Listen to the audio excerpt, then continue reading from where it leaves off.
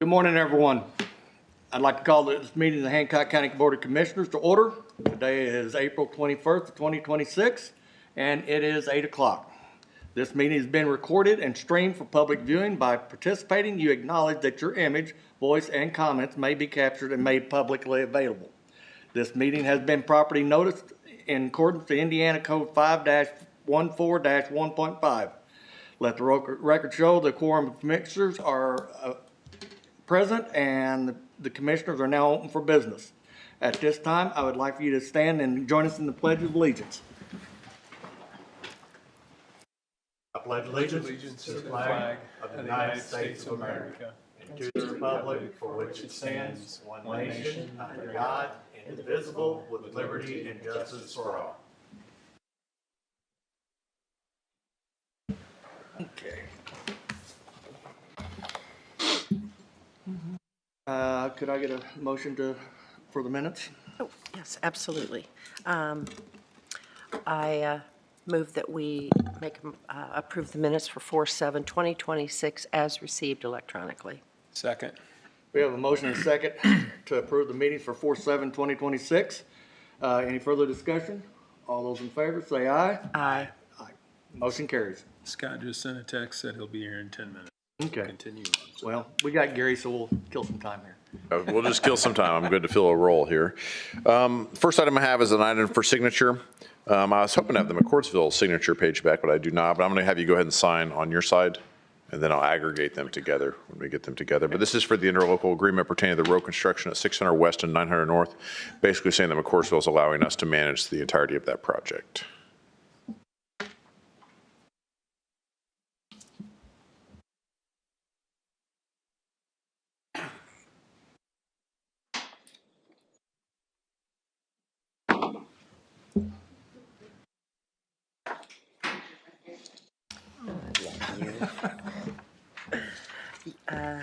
Go ahead and sign first, Gary, and then I'll initial them. Yeah, it should just require the president's signature. I need a motion to approve the interlocal agreement for pertaining to road project 600 West and 900 North in McCordsville, Indiana, stating that the Hancock County Highway Department will manage the project. And a very big second to that.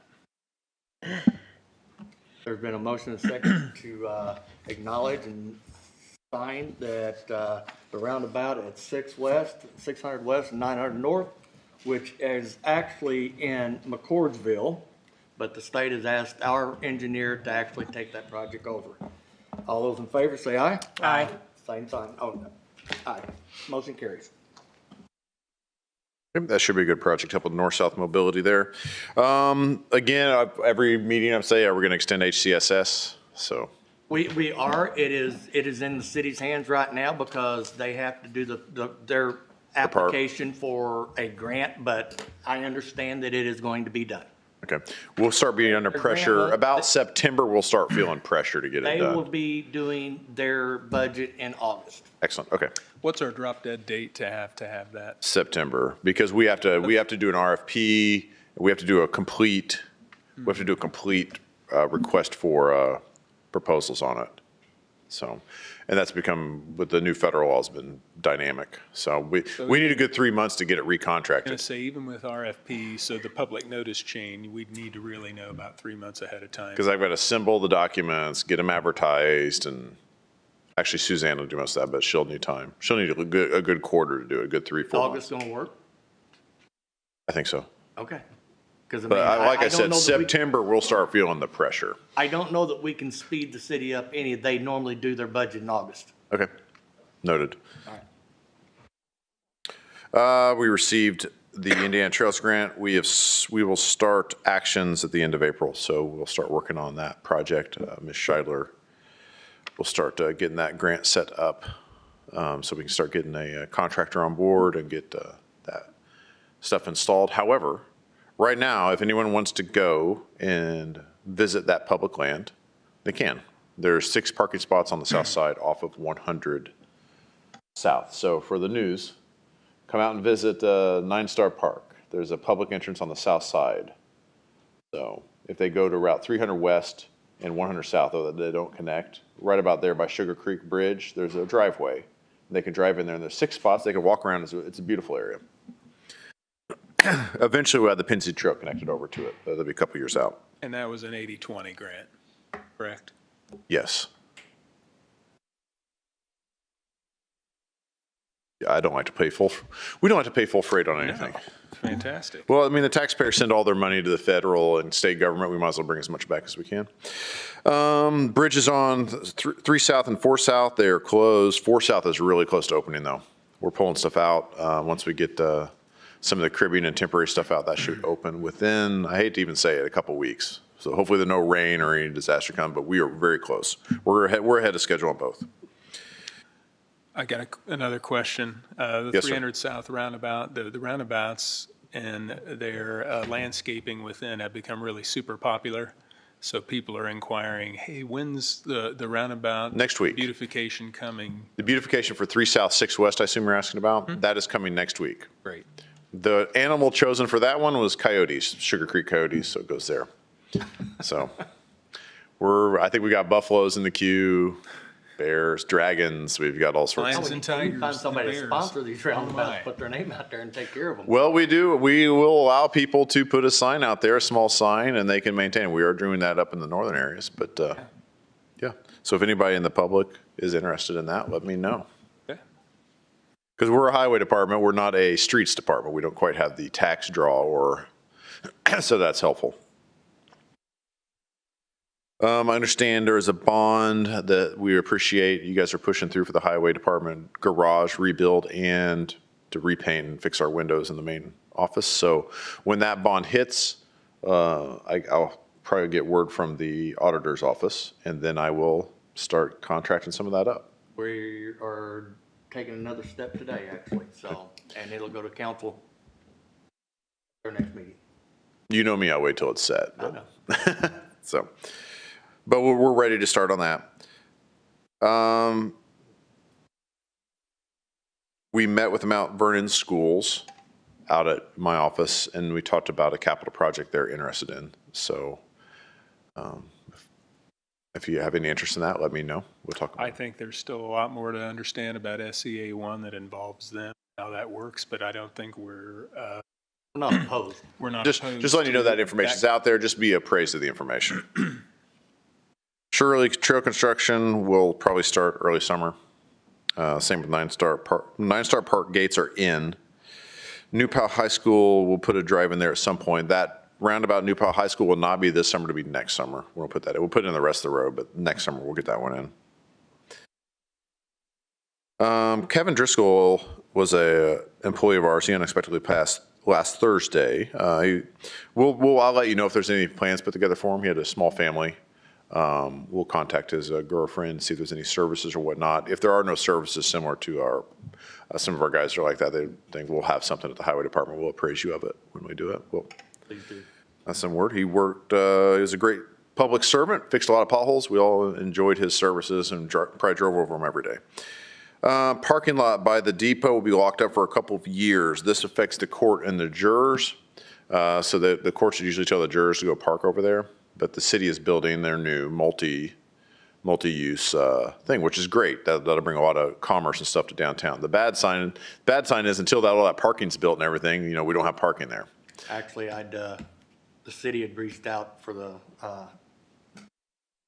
rally days because we give them permission to go ahead and use that for rally days. Yep. So it's just gonna be a couple of years of inconvenience there, but just FYI when you're talking about stuff. There's a new land, water, and conservation fund. This is a 50-50 grant. I'm sure Miriam will talk to you at some point. It can be used for land or trails or stuff like that. It's a 50-50 grant. There's a couple areas where we could buy some public land that's wild that might be of use. We'll probably, I'm not sure when when is that due? Oh, that's due in August. So probably the next meeting I'm going to ask if we're interested. I probably have a couple parcels put together. We could either choose to build a trail somewhere or buy some land, but we'll have a better recommendation at the next meeting. If we want to do that. We have parks money within the RDC. Well, we don't call parks money, it's land purchase money for public use. Have we heard any more about the land from Cumberland for the trail? It appears that's going to pass over, but that's going to be donated, Okay. so.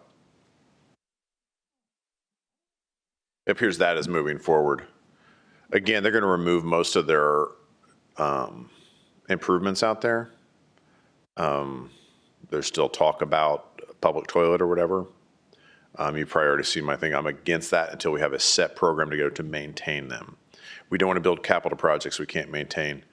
Because I've gotten no calls. I use the trail all the time. I just use the gas stations and stuff along the way, and I haven't received a single call to the highway department asking for any of that.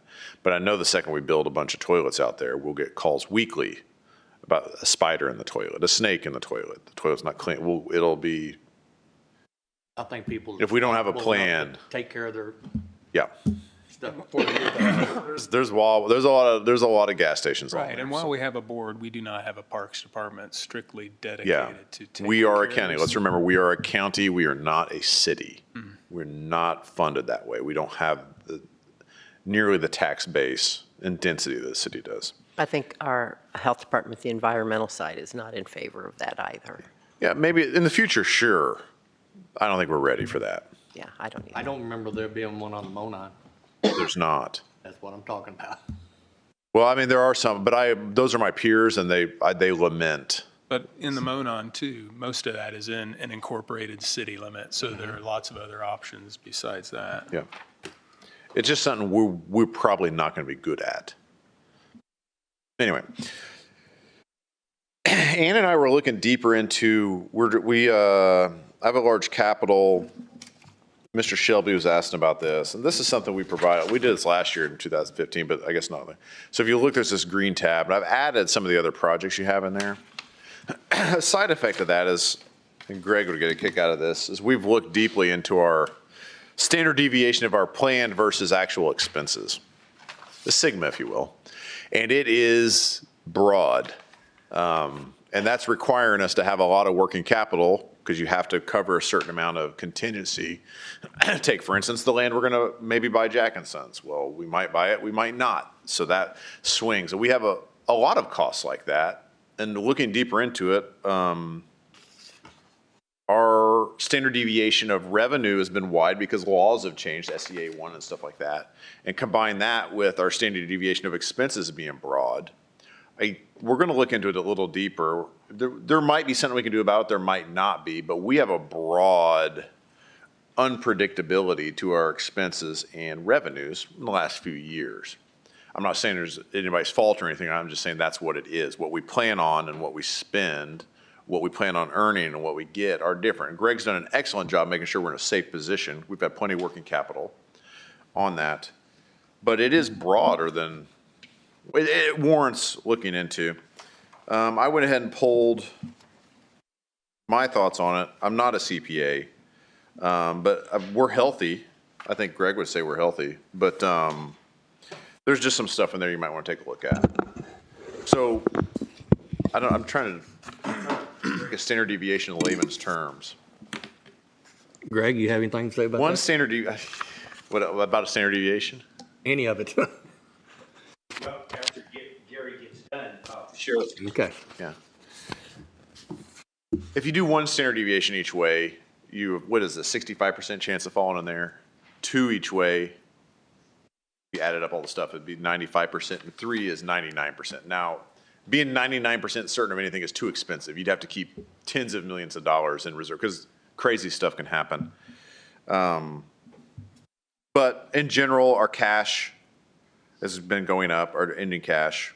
Our rainy day has been sustainable at 7.0, so that's good. Our general disbursements have been okay. They're going up though. Dedicated funds are doing okay, but we have strange things come up, like something to add to our, we have a gas tax holiday potential, stuff like that. That affects a lot of our cumulative funds on that. We're moving points around inside our LOIT. That affects the variability in a lot of things. But basically, we got 10 to 20% variability in some of our predictions if you get it out wide enough. So just keep that in mind. We need to think about the capital planning is a good idea because it can at least we can identify if we're not going to be able to hit them exactly, that's good. We can know that.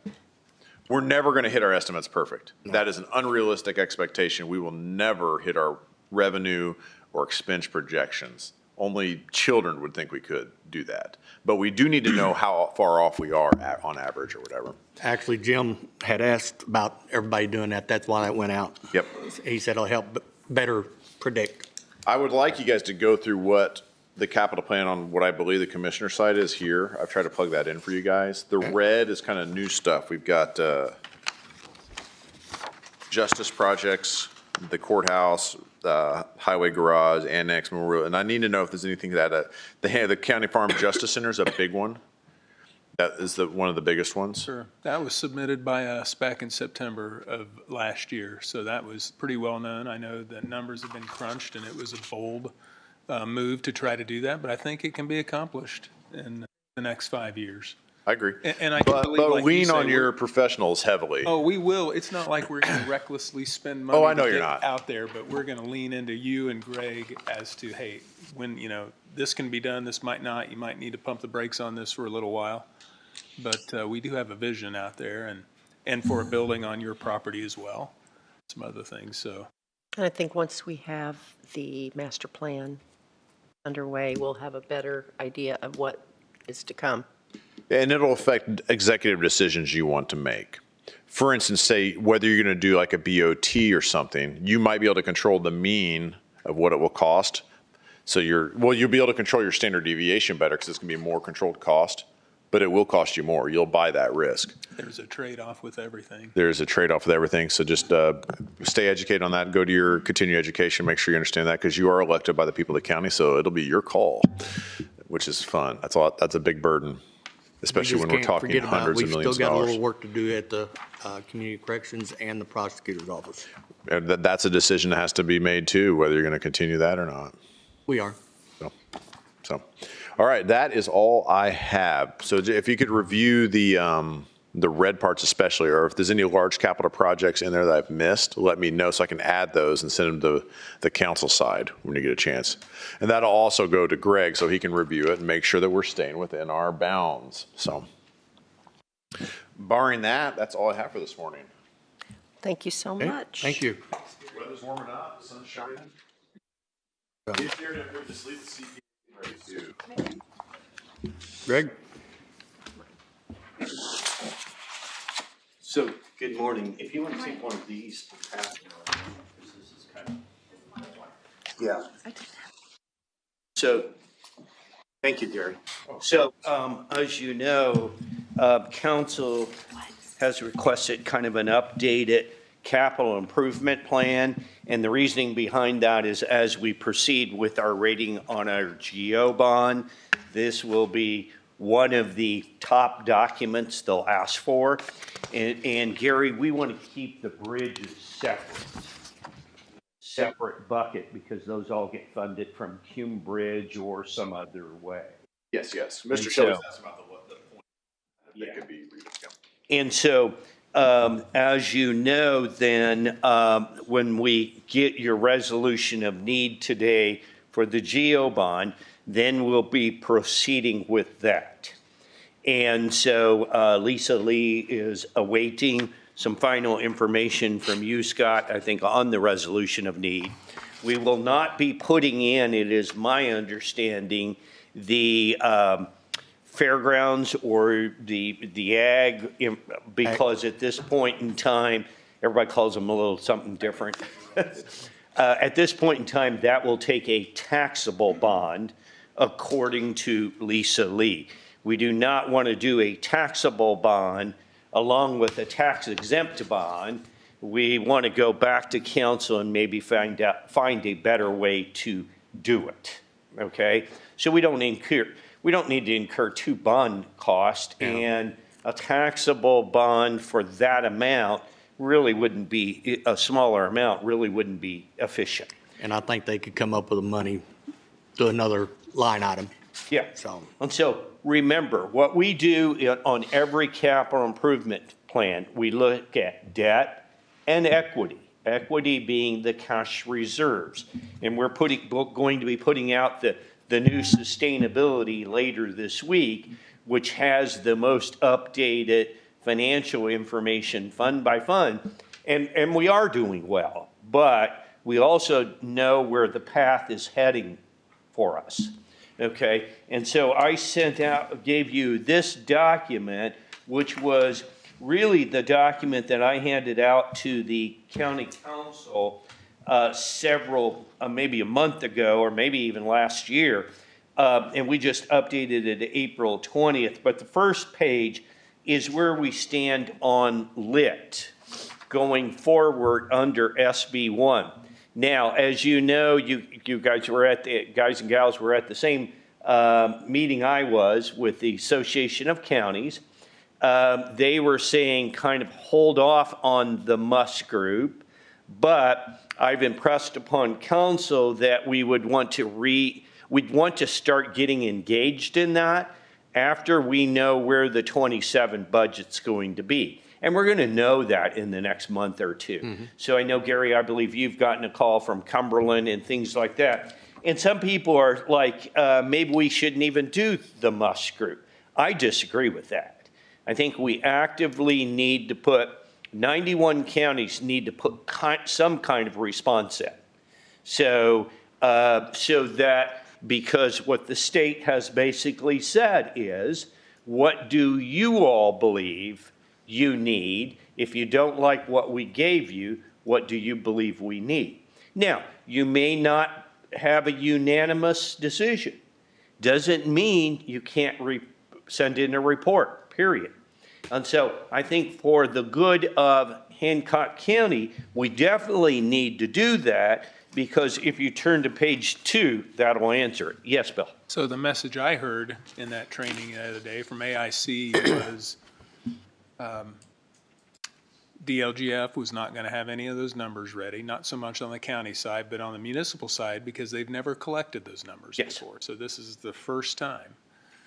But the message I hear from others too is to go ahead and form the Musk committee and meet and build those relationships, but don't do anything until we get good, true, accurate numbers. You want to do the Musk committee because the legislators who introduced that in the bill are looking for you to do that. And if they see you didn't go meet, they're going to basically, at least in my opinion, tell you what the next steps are going to be for you. And I heard the same thing, and there was an email that came out, and everybody misread the email, but from DLGF or from the state, because at the first top they said maybe not meet, and then later on they said, no, you need to. The answer is, I'm afraid that we're not, I've been waiting on Department of Revenue for my entire life for information. Right. And so if it doesn't come, we still have to make some assumptions, and we have to qualify the assumptions. So that's what I'm telling County Council. And if you meet, take your auditor with you and take your financial advisor with you. Because there's going to be a lot of financial advisors in the room. And, and the county council, the ultimate, it's a county council member, and I've suggested the entire council needs to be involved, if they'd like. But that would incur a public meeting though, wouldn't it? Yeah, but, okay. So yes. So you can choose to do that, or you can choose to have representatives. And I'm going to leave that up to the county council to make that decision. And so, but yes, we definitely want the auditor, and we can maybe have some non-public at the beginning and then public, as we go forward. That's totally up to the county council. Okay. So, but what I put together here was what the county council asked me is, do we need the 1.20? And yes, this is very, very obvious on page 2, because we do have lots of capital improvements coming.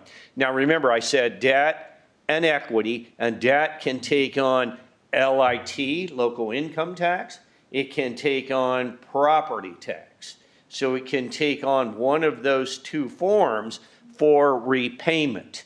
I mean, I'm struggling with a $135 million project down in Monroe County right now, and they're probably going to end up funding it from LIT right now, and that has ramifications as we go under what I call SB2, right? Which SB2 is after all this comes out of SB1, and we get through these decisions or the things on the Musk group and stuff like that. So, but we know there are some things like lost interest income. That's not going to happen in 26, maybe not in 27, but you get a new Fed chairman in there. I think the speculation is in the future it will. And we really grew because we've got strong cash balances. Sure, I'm guilty as charged. But, you know, that's helpful right now because now we're in the perfect storm coming. Okay? And so, and we've got things to do. So, and you can see that this is some of the items like the sewer project. We just estimated some of the impact on LIT. And this would be our first page for the Musk group, that it is very obvious the county needs the power that SB1 gave it. Any less than that would really kind of put us in a bind, okay? Because don't forget, we got to take kind of care of the county as a whole, which is very, very large mass and keeps Gary really, really busy if he's still in there. And so that's where we're at. So what we're hoping is between getting the LIT lined up for the future, getting our sustainability draft out so council knows that we're shooting for a not to exceed a 3% raise at this point in time. We're trying to keep an eye, and I believe your new, hopefully your new HR person is getting up to speed now on basically health insurance, because I'm monitoring that. She's right there. I met you the other time. Nice to see you again. That's what's sinking. Tippecanoe County, Monroe County, Shelby County, Rush County, I hear it every place, you know, and it's those things that we're projecting 7% increase in the overall premiums because now the people representing the hospitals and all that is saying, like I said about a couple years ago, it's building into the cost formula. Okay? So the original 9% has kind of tapered down to 7 then? Well, that's what I'm hearing, Janine, from the people that are in the know from the hospital part. And so I think we either kept it at 7 or we may have even kept it at 9 in the updated sustainability. Because that's what we kind of agreed to here. It's 9. Yeah, because I think that's what I passed on to Jim Shelby early on. I'm sure he passed it right on to you. Yes, he did. Yeah, and that's what's built in. And so I'm hearing that 7 to 9, I'm hearing 7 to 10 across the state with county government, not city governments. Big difference. County government. Your workforce is a lot larger and more diverse in most cases. So it becomes a little different. Also, the number of enrollees has really significant, like Shelby County, we had 14 new enrollees, and the force isn't that big. So the number of enrollees coming back on the insurance, maybe because they lost their insurance from carve out from other entities or things like that, could also catch us. Okay, and so there's several things, and then God forbid we have someone with a catastrophic illness, and those you cannot predict. So we've got that on that group health insurance, we've got so many demands on us. And we've always said group health first, you know, payroll increases kind of on parity. If I had a 1A and a 1B, it would be both of those, and then everything else. In Monroe County, we had to move all of the supplies over to edit in 2026 just to shore up that. And so, you know, there's a lot going on in county government throughout the state of Indiana. The pressures are getting higher. And so people were trying to hold on to 28, now you got to hold on to 29 to increase lit or have at least the ability there. We've been doing the right thing all along, and that pays dividends. So. Well, and, So- and Greg, just one quick question. Yes, please. As you're doing the sustainability right now, excuse me, I know we're looking ahead at the ramifications of SEA 1 into 28 and 29. Do you see anything, major changes that could turn back the clock in the next Senate Bill 2? The one, so SB 1, we've got a good handle on. We've got our credits that have gone through. We've got our updated credits for the property tax bills, you know, the 300 to the 10%. It was better than we originally estimated and better than the state estimated, which is good. Means there, you know, that deviation in those type of credits are better.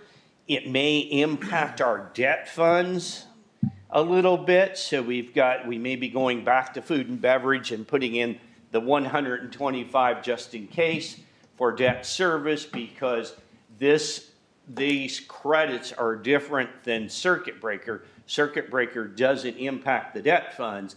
These credits, the jury we've asked, and the jury's still out deliberating, being the state, whether it will specifically affect the debt funds. So we also, as part of the council, we gave them the fall off of each and every debt that we have as far as GO bonds, but that's something, Deb, we may be kind of in the 2027 budget heads up. There's so I think we've got that under control. What is likely to occur, Janine, if your 1.2 authorization from SB 1 goes down because some people need more of the 2.9, then that would kind of sink our ship a little bit, okay? Or at least we'd get a torpedo, okay? And so that's what we've got to really watch out, because SB 1, we got a good handle on that. It's what's unknown in SB 2, and that will be the surprises in 28, in basically 27, 28 legislative session. But that's the biggest one. Like playing dodgeball. Absolutely. And I used to do goodness. that a lot, loved it. And so, yeah, the key is we're going to try and not get hit in the face. We're going to try and catch the ball. Then you know what that means.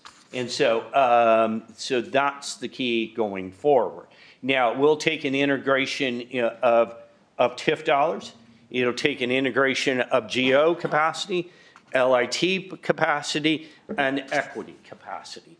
And we always try and, for the good of the taxpayers and everybody, we try and look at equity first and then go to the debt markets, which are still reasonable, but we're going to have a 5% coupon on this bond because that's what the market demands.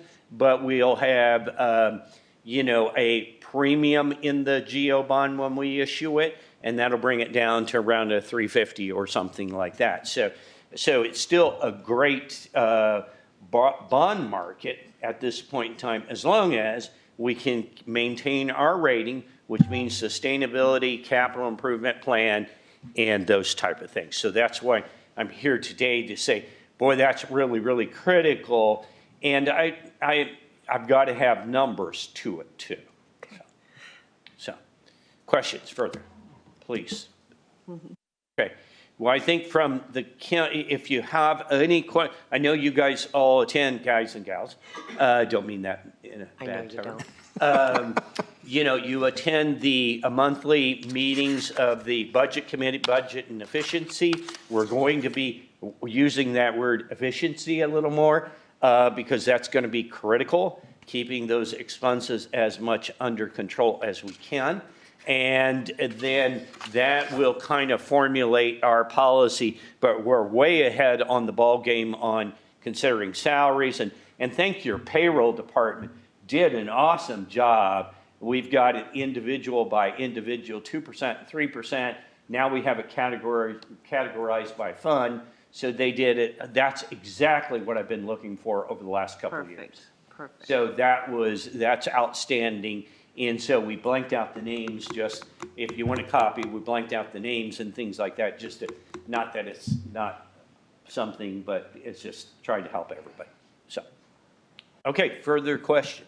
When the resolution of need, are you going to consider that now, or do you want me to hang around if there's any questions on it? Or how can I help? We can judge an action item. We can go ahead and address that, Yeah, we could. so. Now, Greg, don't on the resolution of need, you had mentioned that Lisa wanted to take off of Exhibit A, the fairground. I think we put that in there specifically. Well, Lisa didn't want to. I think the answer is, if it's taxable, I think the answer is my consultation with the council and to the commissioners is, I thought it's a small amount. Oh, okay. And so rather than muddy the water, let's delete it, and then let's find a better widget for it to. So has to work. it been deleted on this? What's that? It Has has, it been deleted? it has not been deleted. We can do that right now if you'd like. Well, I think that's what the understanding is we need to do. I didn't know that until now, so that's fine though. We can make the change. And as long as the commissioners are. And to be clear, you're talking about item number 2, the Hancock County Ag Association to support the needs of Hancock County citizens in furtherance of the county's mission, correct? I believe so, yes. No, well, Kim- it strictly comes out of the bond proceeds. Now, one thing to remember is just because it's listed there doesn't mean. you have That's what that's why I had it put on there. That way, if we actually save some money somewhere along the line, we could actually do that, or the 911 also. Okay. So there's no harm in it. Yeah. Okay. As long as you lawyers have that understanding, I do not want to get pushed into a $500,000 No. taxable bond. That would, I've already addressed council on it and everything else, and they're well aware of it. okay. Are they really aware don't- of the taxable point, though? I think that's the. Jim Shelby and some of them are. Jim contacted me directly, I believe. So, and again, you know, as we go forward, there are other controlling documents like the bond ordinance that will spell it out. And that's where Appendix A goes, and Lisa Lee has not even drafted the bond ordinance yet, or she may be in the process. Okay. So, She's doing something because I just sent her the information the other day. So, Strike that, yeah. perfect. Okay. So we All are right, not then we striking don't it. need to do So then that. we'll just leave it as is. yeah. So this is our current and good copy. Yes, ma'am. Yep. We need a resolution number. I'm behind, guys, sorry.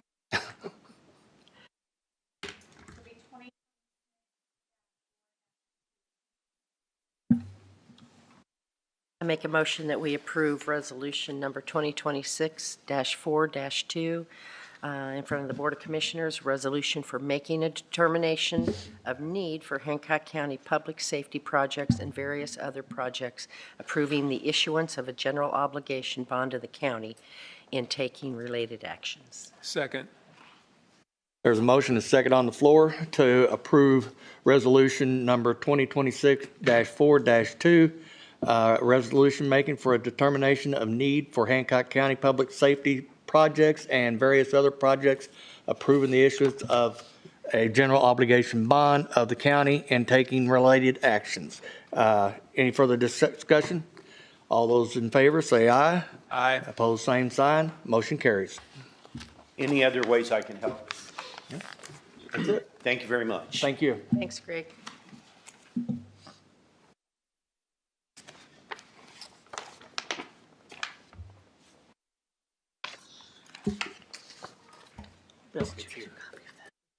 Almost like you got.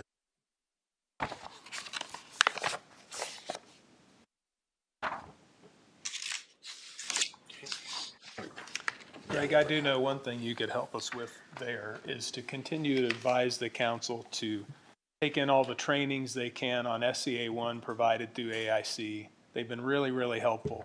There was a ton of knowledge in there, and I don't think anybody's going to get it in one fell swoop. You just have to continue to go back and back and back, because we all need to be really, really well educated on the financial issues that are coming down the pike to impact us. And that's an absolute, and I think you're gonna keep hearing different variations, but I think, Bill, where that will really, really help, or Commissioner Spalding, where that will really, really help is as we start talking about the must group.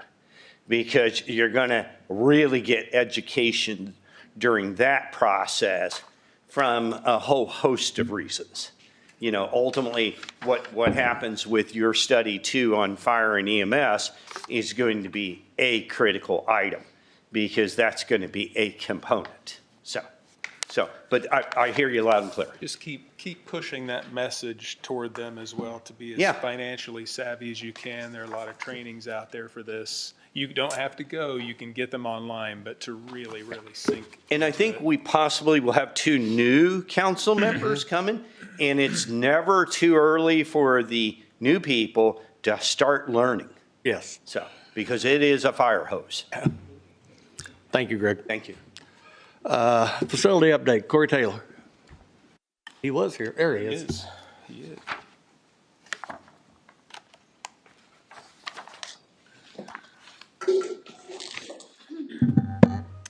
Good morning. Good morning. All right, the first item I've got for you is, so with the wording on the settlement agreement, the check from Indiana Foundation came to Hancock County. That was cut to Service Master from Fund 1138. So I need your approval to go to council and request that $63,351.54 goes back into my CCD 1138. Okay. Do we need a motion for that? Yes. I make a motion that we, okay, you're going to have to start over. Allow Cory to go approach council regarding a $63,000 bill to Service Master, and that the monies shall return to his CCD fund. Did I get that? Oh, for the record, yes. For the record, that's $63,351. And 54 cents. And before I second it, that was a recommended from, I know there was a day I ran in your office and you guys were working on that. So that's the auditor's recommended procedure. Okay. Cleanly. Okay, second. There's a motion and second on the floor to allow Cory to go to the council to get the $63,351.54 to go back into his 1138 fund as presented. All those in favor say aye. Aye. Aye. Motion carries. You need this back, Cory? Yes, ma'am. Do you need a signature or anything like that? Okay. Next item I've got for you is an invoice from PDF Mechanical. This was for an emergency situation, replacing a water heater down at the Highway Department for a total of $5,717.78. My suggestion is I pay this from my CCD Fund 1138 for equipment. I move that we approve invoice number 11210 from PDF Mechanical LLC located in Carthage, Indiana, in the amount of $5,717.78 from Fund 1138. Second. There's a motion on the floor to approve the invoice number. Is that I'm sorry. 11210? Yeah, that's what I thought. And to be taken from 1138. So All those in favor say aye. Aye. Motion carries.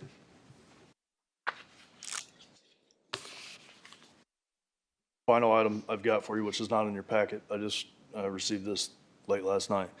A revised quote from Etheridge Motorsports on the window tinting. This is more of an FYI. It's under my dollar amount, but it's $4,375 to rip off and redo. Are we sure yet that what they've provided this time is going to be the final time they have to come and do that? Have they shown you an example of what this is going to look like so we don't have to come and rip it off again? Okay. I believe I showed Yeah, that to actually, I told him if he's happy with it, we're happy with it. So, And I'm going to, just so you know, I'm going to pay that out of probably CCD miscellaneous. okay. Just want to give you an update on that. So that's Thank all you, I've got. Cory. All right, thank you, Cory. All right, great. Thanks, Cory. Mary Ann Wietbrock.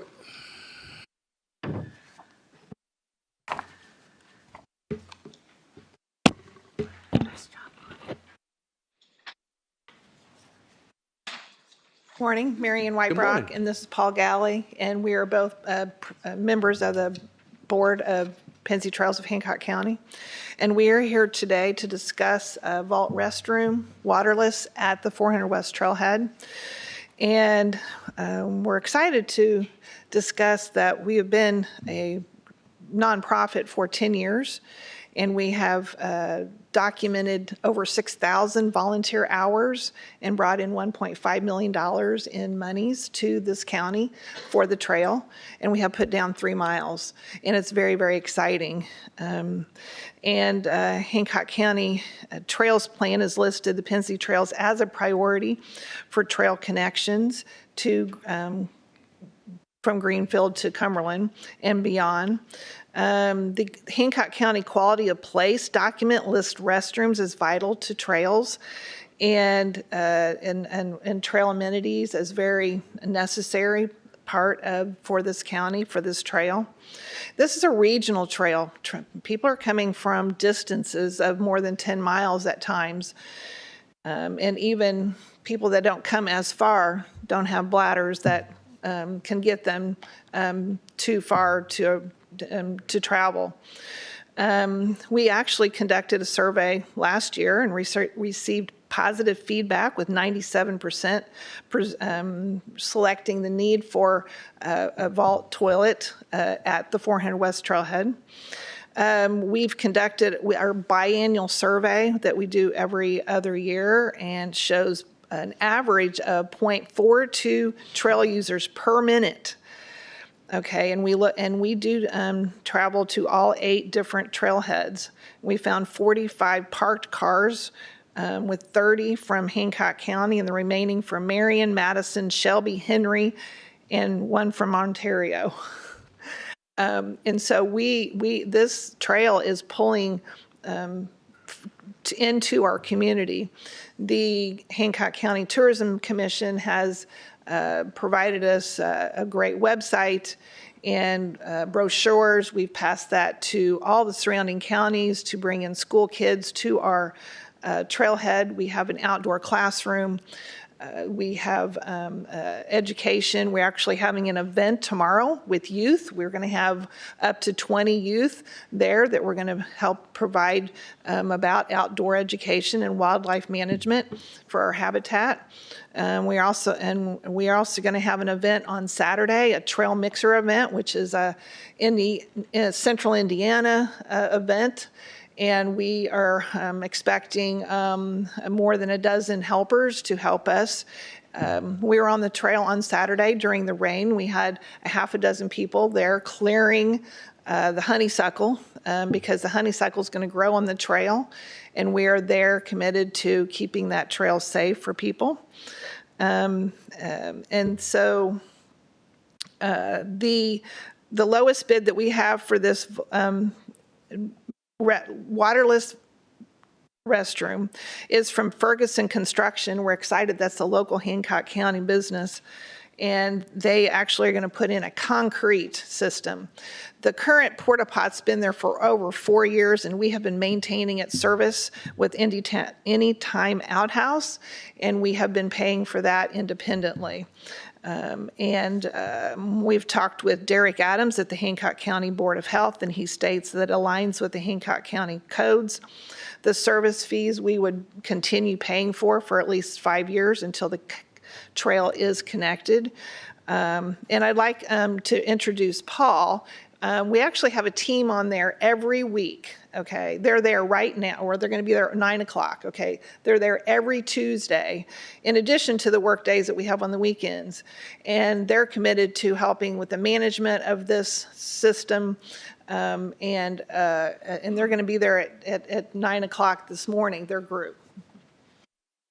Thanks so much. I just would like to say that our group has committed to making sure that the restroom is kept clean, well-stocked, and run through. The current restroom we've had no issues with currently, no graffiti, no problems with that. So we're looking forward to being able to support the larger number of folks that will be coming as we connect the trail through to Greenfield. How large is this? It would be a 2-vault system, which means it would have 2 different doors. Now, we wouldn't have to keep both doors open at all times, but we could back and forth. How big is it? It's if the Monon actually has one at the Monon Center, a very similar vault restroom. There is also one at the intersection of 74 and Thompson Road. There's a little indie park there, and so it's a very popular way when you don't want to have to have utility there. It's also very easy to manage. We have a great relationship with Anytime Outhouse. There is a spot that's right there at 400 West. We have a double parking lot, and there's frequently times where the parking lot is full. As of this last weekend, I frequently go by there, and there's people on the trail. I was very impressed on the trail that there was walkers, runners, and bikers on the trail on Saturday in the rain with us, and we were trying to keep out of their way. There's times where we're doing trail management of people also. We have a Facebook page with 3.6K followers, which is a pretty good number for a Facebook page. It gets a lot of interaction. We'll have thousands of people that interact with us on a weekly basis. Our email list is almost 200. We have a MailChimp list that we actually send out letters and information to. And so the message at the vault toilet would be, if you have any issues, contact PensyTrails.org. It wouldn't be call the county. And so that's actually what the signs say at the trailhead at this point. And you don't hear a lot because we manage a lot of information. We manage people coming to our website a lot with questions, concerns, and sometimes I'm sending them to Cumberland or Greenfield, depending on the trail section, but we seem to be the hub for all that communication. So is it big enough for people to sleep in and become a homeless shelter? See, that's number one concern is it may become, because we don't have a parks department yet. We've got a board, we don't have a parks department. And that's been my pullback all along, is it could be something actually going to get lawsuits over. We've already had a homeless person sleeping at 600 West Trailhead. 400 West Trailhead, I'm sorry, and it was managed very well, and we just called the police, and they are actually they're very responsive. They assisted the gentleman to somewhere else. The trail is open dawn to dusk. And so it is a public place. We have engaged with Sheriff Burkhart into how our role would be to managing the people on the trail. And so they're very responsive to us and how we could manage that. Like I said, they're there weekly. I go by there on a weekly basis. The police officers, state and county, actually will sit in that parking lot at times to do some of their paperwork. And so and there's a lot of people on the trail. And so I can't say that it wouldn't happen, but that we have a plan for how that would be managed. And what was the price tag? So the price for this is $90,374. That is a big price tag. We are committed. We already have in our bank that we have raised $80,374. Plus, we have enough money to service it for the next 2 years. And we also have fundraising that we have planned for the next two years and ongoing for that. And we have written a grant to the Hancock County, the Community Foundation of Hancock County for $10,000 for a capital campaign, which we will hear for about in the middle of May, they said. And so we're not asking for any money. We're not asking for anything. We would manage everything. We're just inviting you to come check out this place. It's so popular with so very many people at this point in time. I think part of my struggle is this. So while I can appreciate that we're trying to do things to make trails connectivity positive, increase quality of life and mental health by folks being able just to get away from the regular din of the day on the trail, that gentleman back there, Cory Taylor, is the only person we have to take care of all the county properties right now. We struggle, we're challenged to find people to take care of those things, and it becomes an additional liability on us not only to take care of it, but to insure it. And I can appreciate the fact that since the portalet has been out there, there hasn't been anything, but it's not a matter of if it's when something were to happen. We also have had to behave as a county governmental agency like a municipality, and those things are better serviced really by municipality than by a county. Now, I don't have any problem potentially reapproaching this issue when we have a parks department and we have staff. We are just woefully understaffed in that area to take care of We're not asking you to care or fund. But you said you've got a plan for 5 years. I mean, that's going to be there forever, okay? Mm-hmm. And we would have to take care of it sooner or later. And the minute it's not cared for or someone goes in the middle of the night and makes a huge mess, even though there's a sign there that says Pennsy Trail, it's going to come down to our reputation. And that It's a county entity. I mean, It we actually get comes- named in every lawsuit out there. So is it my impression then that you are not going to hire a parks board ever? We are, but we've got other needs, just like you heard our financial advisor, Greg Geratos, speak. We've got other financial issues that are going on we probably need an extra HR director to help with things going on. It's just, where does that fit into the next 5 years or hopefully 10 years? Well, I tell And you with what. SB1, we've still not figured out how that's going to affect us. Absolutely. We've got some ideas, but they're having to go back and redo that bill. So, I mean, right now, I'll speak for myself. I just don't want it at this point in time. Come back later. I mean, after we've got a parks board, just like Bill said. Parks department, and then maybe we can address it then.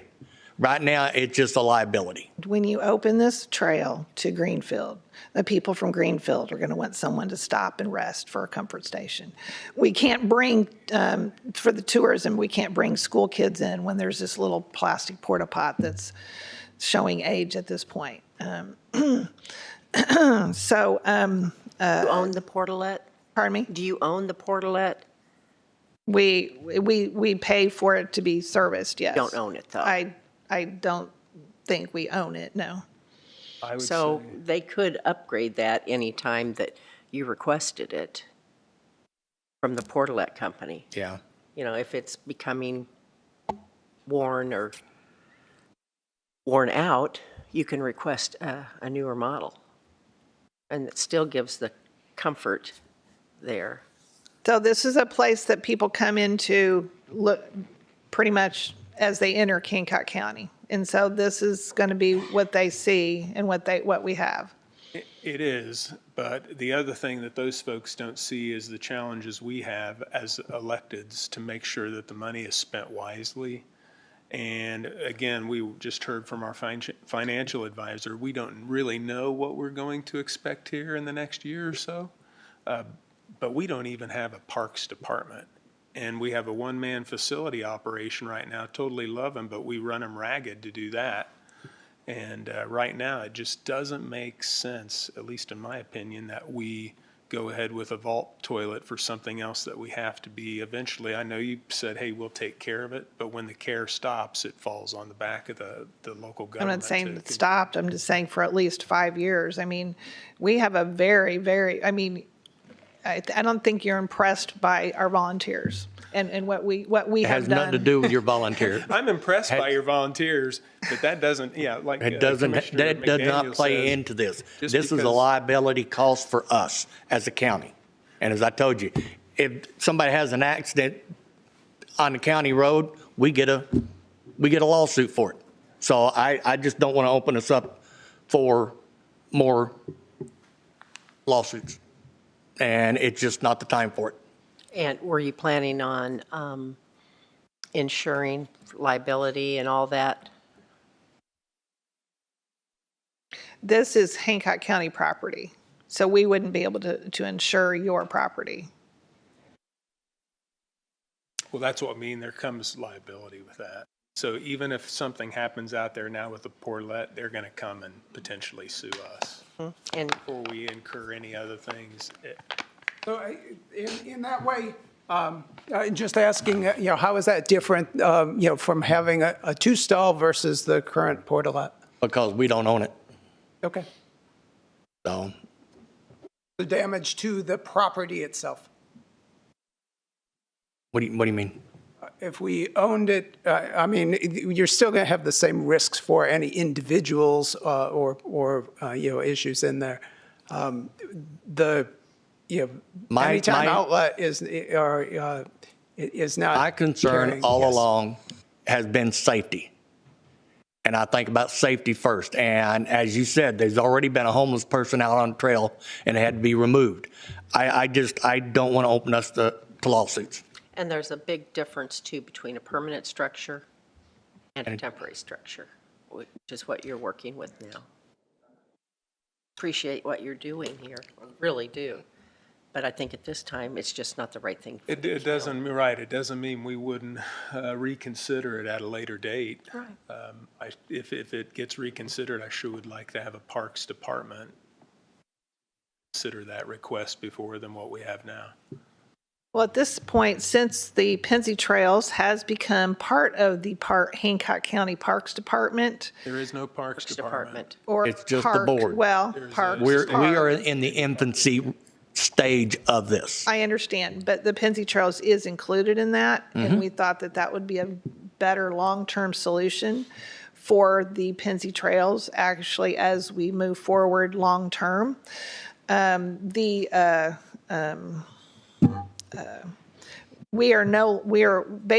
writing all the grants. We are doing all of that. We actually now can't write grants because the Hancock County Board is doing all that. And so we haven't been included in that in what we've requested here. And so all this money coming in now, we don't get to manage it for more trail or any of that because you have this other entity now is taking that over. And so we've been told that we need to maintain our little section, which we do. We have a trail sign down now, and we're going to have to pay to have it done because nobody wants to claim the sign, county or Cumberland. So we're going to have that sign, pay to have that sign put back up. So we're this little business entity that is managing your trail for you at this point. And you don't hear of any of all of this, and maybe we should be telling you more of what we do because we do manage a lot. Or maybe there's a negotiation to be made right now with the city of Cumberland or with Greenfield because they're all on the trail. Maybe there's a need for this within their boundary. They'd be willing to take care of that instead of us. Have you approached them? I mean, their city limit, I think, starts to roll out towards 600 West. Yeah, we have an outdoor classroom that's 400 though, so. We're just all in agreement. We just don't want it now. Come back and submit it again. I mean, I think that it was it's presumptuous for you to actually just go ahead and do it and then come to us. I am not for it, so that's where I'll stay. I can't support it right now. Agreed. Thank you. Thank you.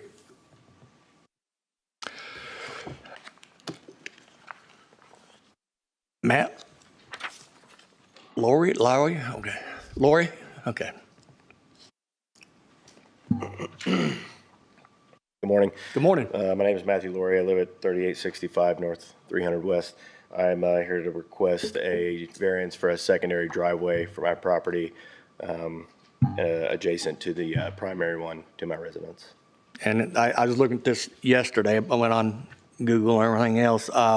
Is it the lot next to your house? Is that what it is, next to your lot? It's the current lot that I'm on. I just got recent approval for a storage barn just to the north of my residence.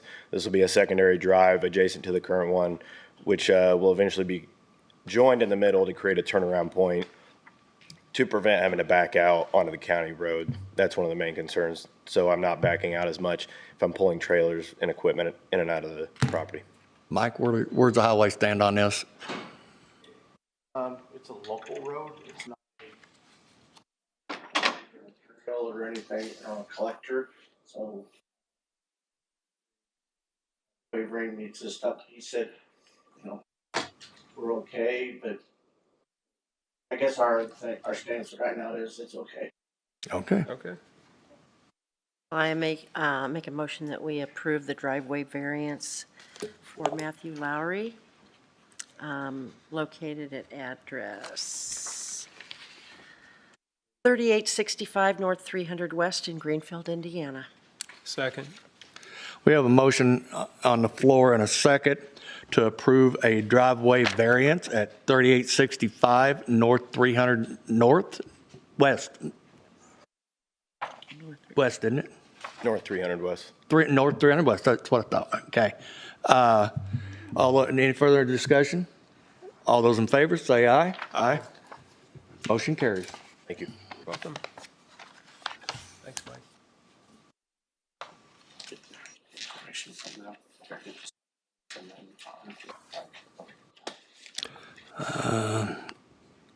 Anita, Mina.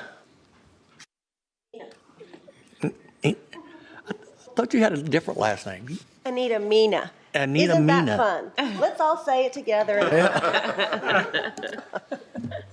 Used to be Anita Turner. I started saying, Once upon a time. Yep. your son went to school with my daughter. Yes, sir. So, Now they've all grown up. yeah, they are. My second grandkid's on the way through. I So, got three, so we're in it together. Good morning. Good I'm morning. the Executive Director of Riley Festival, and I am here with the usual request to use the chambers as well as the lobby during this year's festival. Set up for the lobby of the annex would be 12:30 on September 29th. Parks Department comes in with the grids, sets up photography out there. Then on September 30th, 12:30 would begin the setup of the chambers, and that's where our fine arts would be displayed in here. Typically, I know you all have something on that Wednesday, maybe? I don't know. So we can work around that schedule for the chambers setup. Sarah? She's looking at her calendar here. That night is the joint. Set up on the 29th, correct? We can do the lobby on the 29th, and we can do here on the 29th as well. Josh Gentry and I, Josh from Parks Department, had a conversation, and we kind of both thought you always had something on that Wednesday. If we're mistaken, then if it's a Wednesday, it wouldn't be a joint meeting. No, it'd only be on a It's Tuesday. a night because it's a fifth. Yeah. It's a there's fifth. But if it's nothing on that Wednesday, not a Wednesday. Tuesday. So you've indicated Because the then what 20th. we would need the entire area for would go through that Sunday, the 4th. We have an evening meeting on the It's on the 29th. 29th, not the 26th. On the 29th again? Joint Is the meeting. joint meeting. Council and Oh. Commissioners. Yes. Okay, In here, okay. Yes. so we could set up in here on the 30th. Do we have anything else in here, I don't think Sarah? there's anything on that. Okay. All right. An operations board meeting for 911, but we do that in the, An operation, does it need to be it's a normal, the task force? it's a task force, excuse There me. is health coaching, but we can. Okay. Well, I make a motion that we approve for Riley Festival the use of the courthouse annex hallway and commissioners' chambers for 9/29 of 26 and 9/30, 2026 through the weekend of Riley Festival. Correct. Second. We have a motion and a second to allow the Riley Festival to use the annex hallway and Commissioners Court for their art displays. All those in favor say aye. Aye. Motion carries. Thank you all. And it goes without saying, we appreciate your partnership every year with this. Well, we appreciate Appreciate you. too. Thanks. Thank you. Jennifer Gebhard.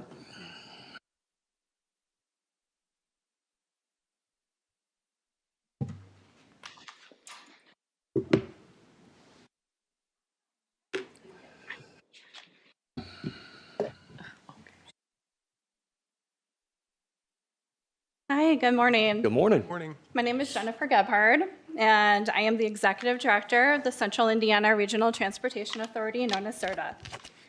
Thank you again for allowing me to be here today. CIRTA was created by the Indiana General Assembly over 20 years ago without a dedicated source of revenue.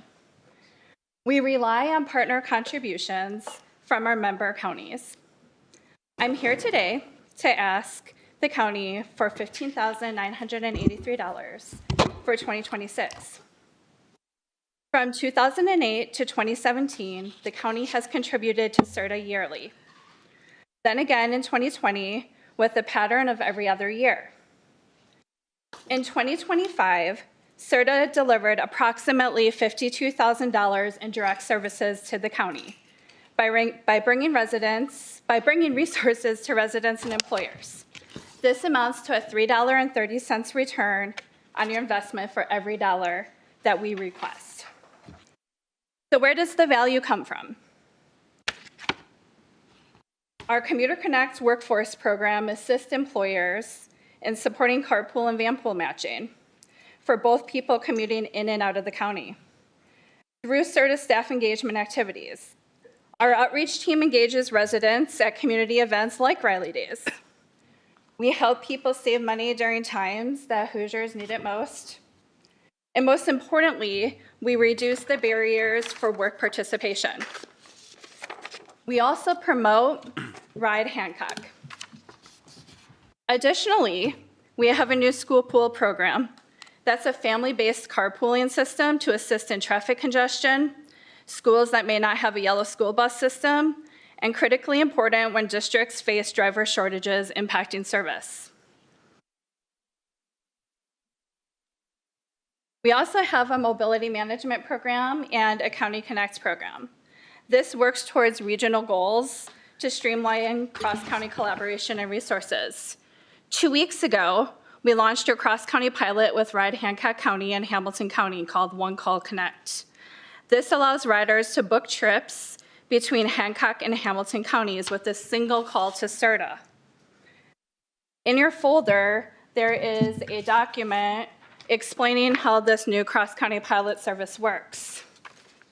Basically, how it works is individuals can call CIRTA, they can coordinate that trip purpose for any reason, and we coordinate the two organizations to meet at Leo's in McCordsville, and the drivers stay with the riders as needed, assist with the transfer if needed, and it costs $8 cash in each direction, paid to the drivers, and it's available Monday through Friday between 7 and 5. I can tell you today, actually, as we are speaking, one of our first trips are actually being completed. It is actually occurring from a resident of yours who is legally blind, going from Fortville to Fishers, St. Vincent.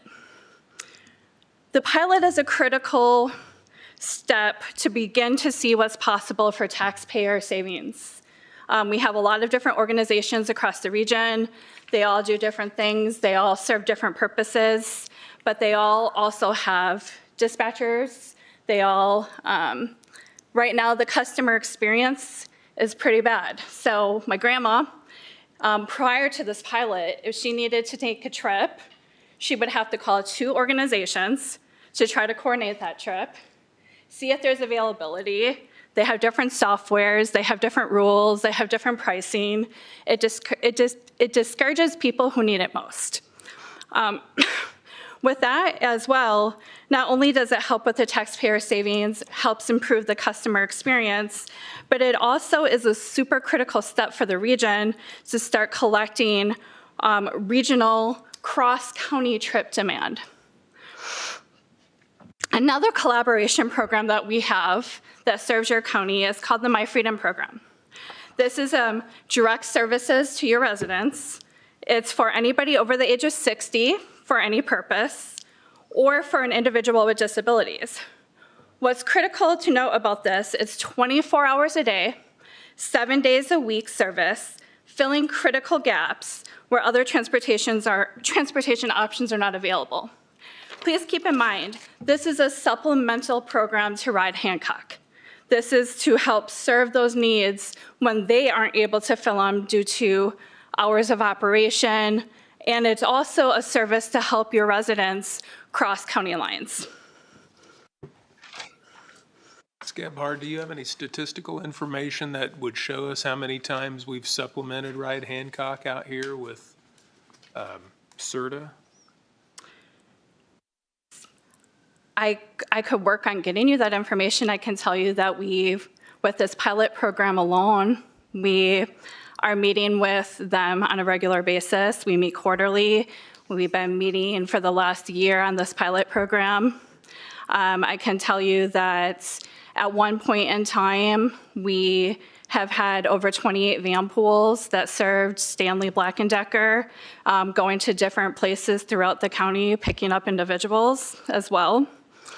I can also tell you that, with that being said, some of the major employers that we work with are Amazon, Smithfield Foods, Greenfield Healthcare Center, Elijah Mechanical, Indiana Automotive Fasteners, Walmart, and Elanco, just to name a few.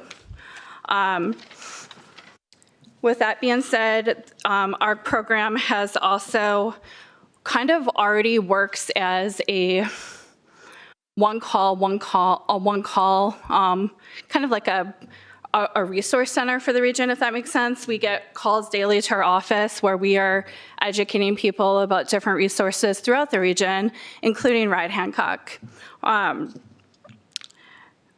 wanted to also tell you about, over the last 10 years, that we have conducted at least 2 workforce connector feasibility studies. I'm sure you guys are aware of the blue line coming in to the east side of Indianapolis. CIRTA has worked with Plainfield and Whitestown to come up with systems to be able to provide workforce connector service where it's turnkey bus service that no longer has to rely on taxpayer dollars through economic improvement districts. And we manage those and promote those services in those communities.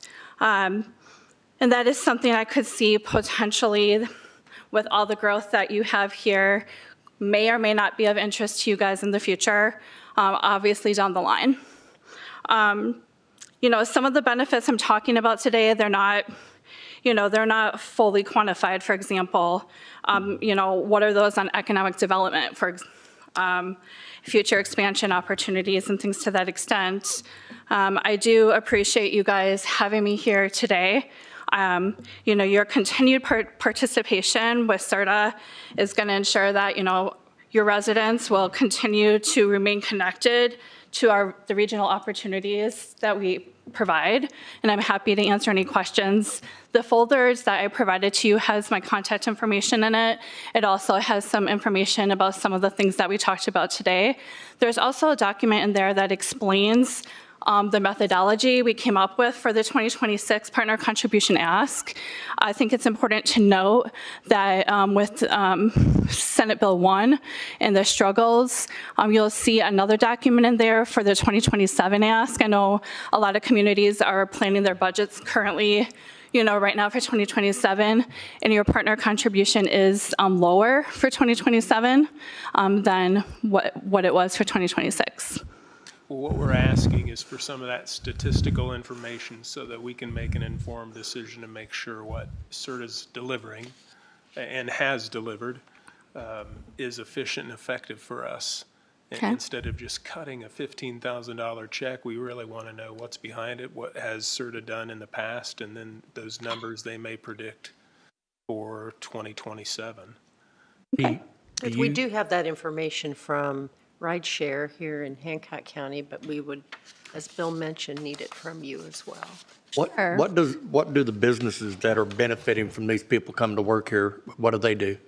Yeah, so we have a team of outreach representatives who go out, the businesses, we go out there and we promote our services to them.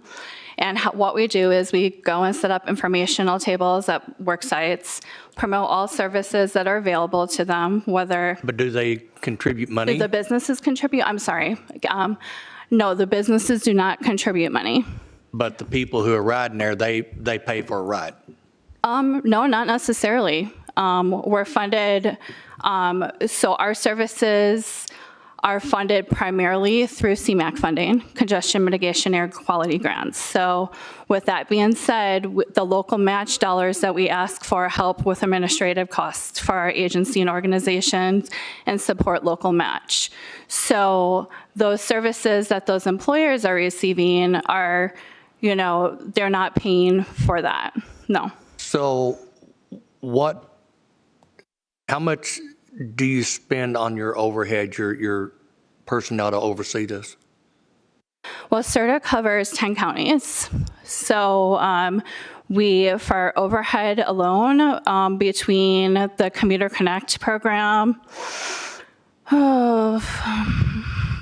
because when we give to something, it's usually in form of a grant, and we require certain information from them. That way we can make an informed decision, so. Yeah, and I'm happy to provide you guys with any information that you need specifically regarding, the information the data that you would like, I can try to get you whatever you need. I'm happy to do that. I just specifically, I guess I'm curious on what specifically you are interested in. Mainly your whole overhead, your managerial staff. I mean, sure. All that kind of. Sounds like this is just all operational money that you're looking for. Is that correct? It's local match dollars that we're looking for. So the local match dollars help offset things that cannot be covered by grants. So, one of the questions that I get is what happens, if the county wouldn't participate? And, CIRTA has non-contributing members in the past. And services will still continue if Hancock County does not contribute. Because I don't remember us contributing to this. We've only been a member of this for what, 2 years, 1 year? We've been involved off and on, I think, since I've been auditor. I can say the last check we received from your county was in 2024 for $15,983. But I do have a question, if you don't mind, on the companies that you work with and the rides that you provide to their employees. Are you bringing them into Hancock County to work, or are you picking them up in Hancock County? Well, we don't provide any direct, so our service is, different programs work different ways. So for work purposes, for our carpool van pool program, how that can work is we can have van pools coming in to your county and van pools going out of the county or within the county. So it's... Do you track that? That would be a statistic, I think, that we'd be Yeah, interested in. sure. I'd like to know how many people are going out of the county since we've got so many jobs here in county. And then the other thing that I was wondering, and I think this gets back to what Bill is asking, the $52,000 in the direct services that you said you've spent, exactly what have you spent that on? That's the kind of information that we would Yeah, need. sure. So the partner contribution money that the counties contribute to, they're funded through a couple things that cannot be funded through grant dollars. Number one, for example, legal fees for the agency, like just standard overhead administration fees. Our legal fees, I can tell you, are very low. We have a great attorney. She charges us $1,200 a month. And that's a service that And you that's- bring into our county for our residents? That service, that's a fee for the whole CIRTA for the whole region. For per month. Per month, correct. It also covers legislative costs. So CIRTA is an organization that covers, we serve Marion County and all of the surrounding donut counties and Madison County.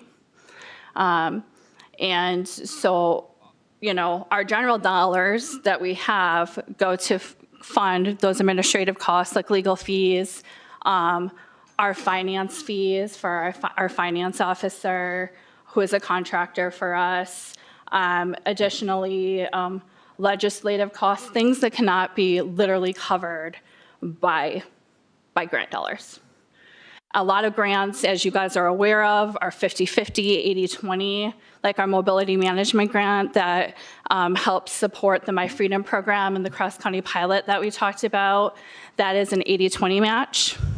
So 80% federal, 20% local. So that's kind of how that is divided up. I would ask that you get some information, some of this information that we'd really like to see before we would contribute to something. Sure. Right now, we're trying to get our senior services taken care of, so I mean. Understood. And they do great work. And again, we try to support them as much as we can and help their gaps as well. So How much participation do you have from the other counties annually? Or from cities. yeah, so I can tell you, like Madison County, for example, contributes $50,000 every single year. I just got a check. We're getting a check this week from Boone County for their contribution. Let me look at the dollar amounts for 26, and I can tell you what has come in at least this year so far. Yeah, so Boone County for $10,800 I've received $25,000 for Hamilton County. Hendricks County I have been told will be coming, that's $22,000. Madison County is committed at $50,000. Morgan County contributed already at $15,730. So contributions are still coming in for the year. So, and our information for grant is on the website now, is it? I don't know that it is on, I don't think that whole process is on our website yet, but that's what I was just getting ready to ask. This is something that you want running through your grant task force, correct? Yes. So we will probably be sending you some information to fill out for us Okay. to put in front of that task force. Okay, that sounds great. I appreciate your time today. Please reach out with any questions, and I'll look for that information. Thank you. John Jokantas, he's got his tie on. Look out. Morning.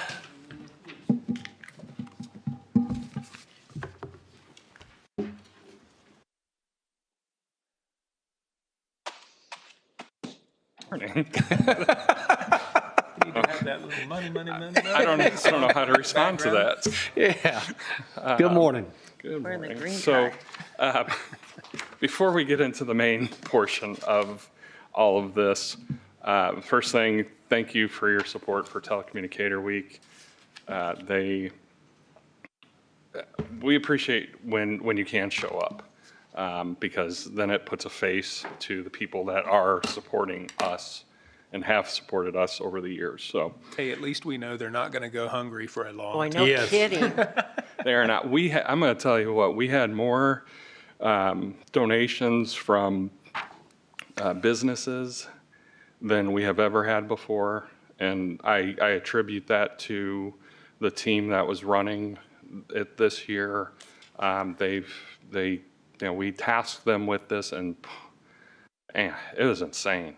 It just was insane for the community to support us that much. It's means a lot, obviously. So Well, when I was able to stop by on Saturday, and I know the sheriff could speak to this too, those dispatchers are a link in your chain. You want to be the strongest and not the weakest. Yep. And they're out there and they have your back.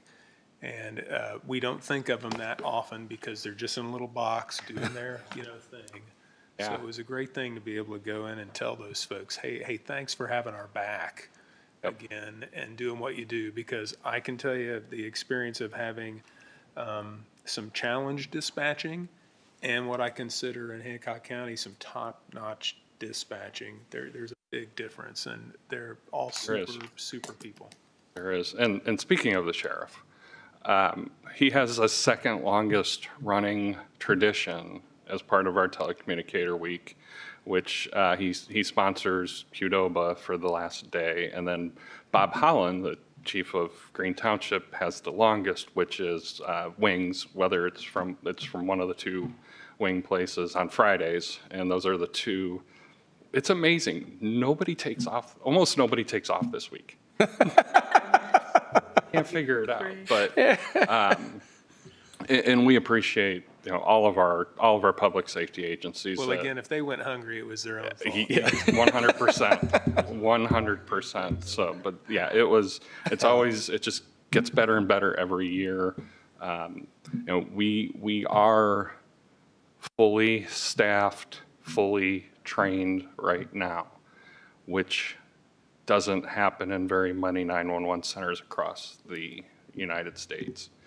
And that's, again, it's the support that we get from you. It's the support that we've got from the council, our public safety partners, our community partners, the media. It's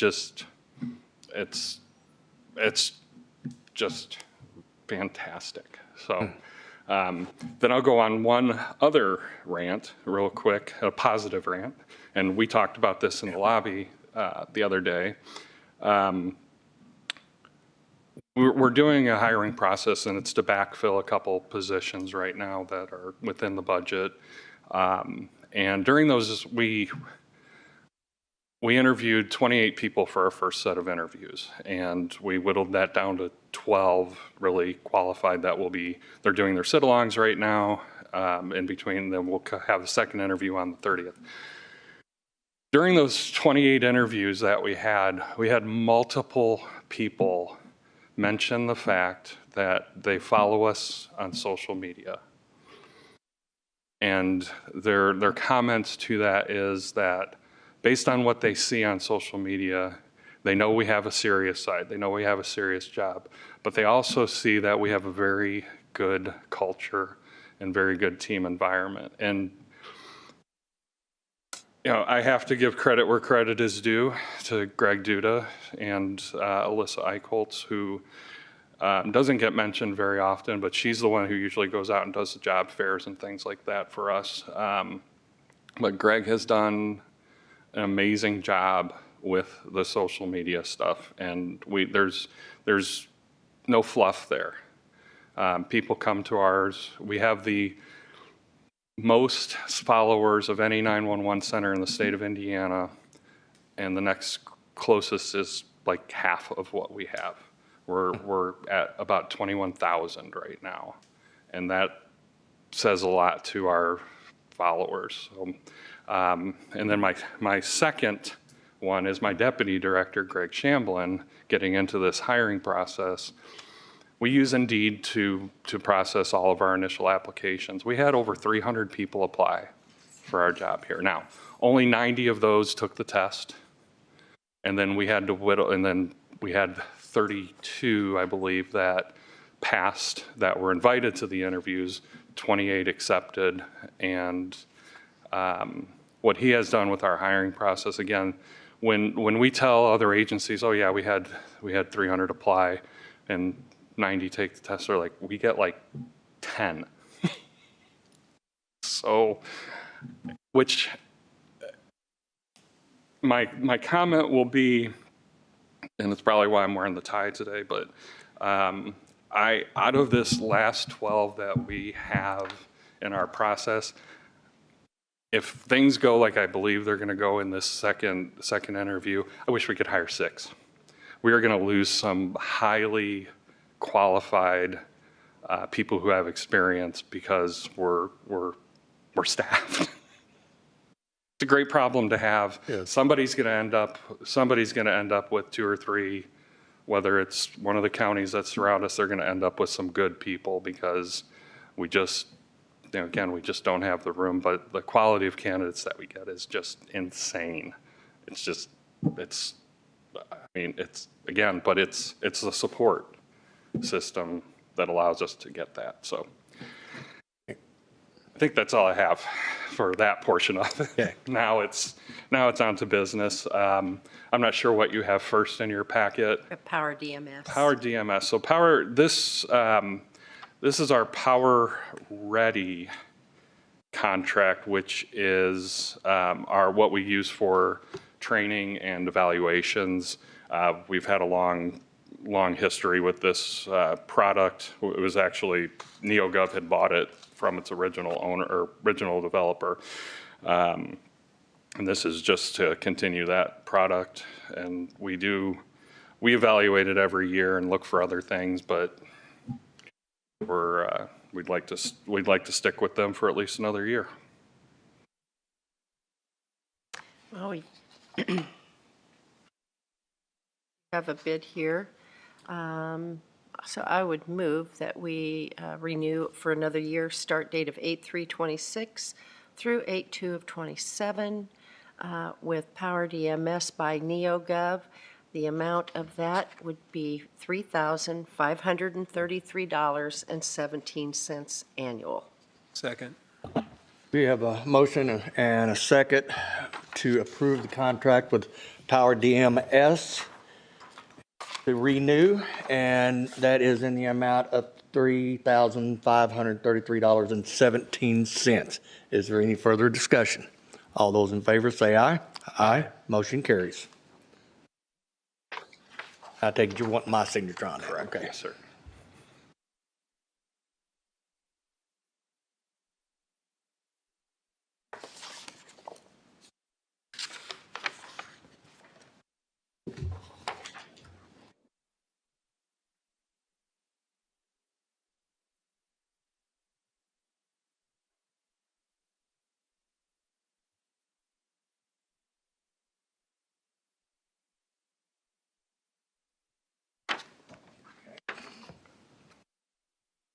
And what's up next on your?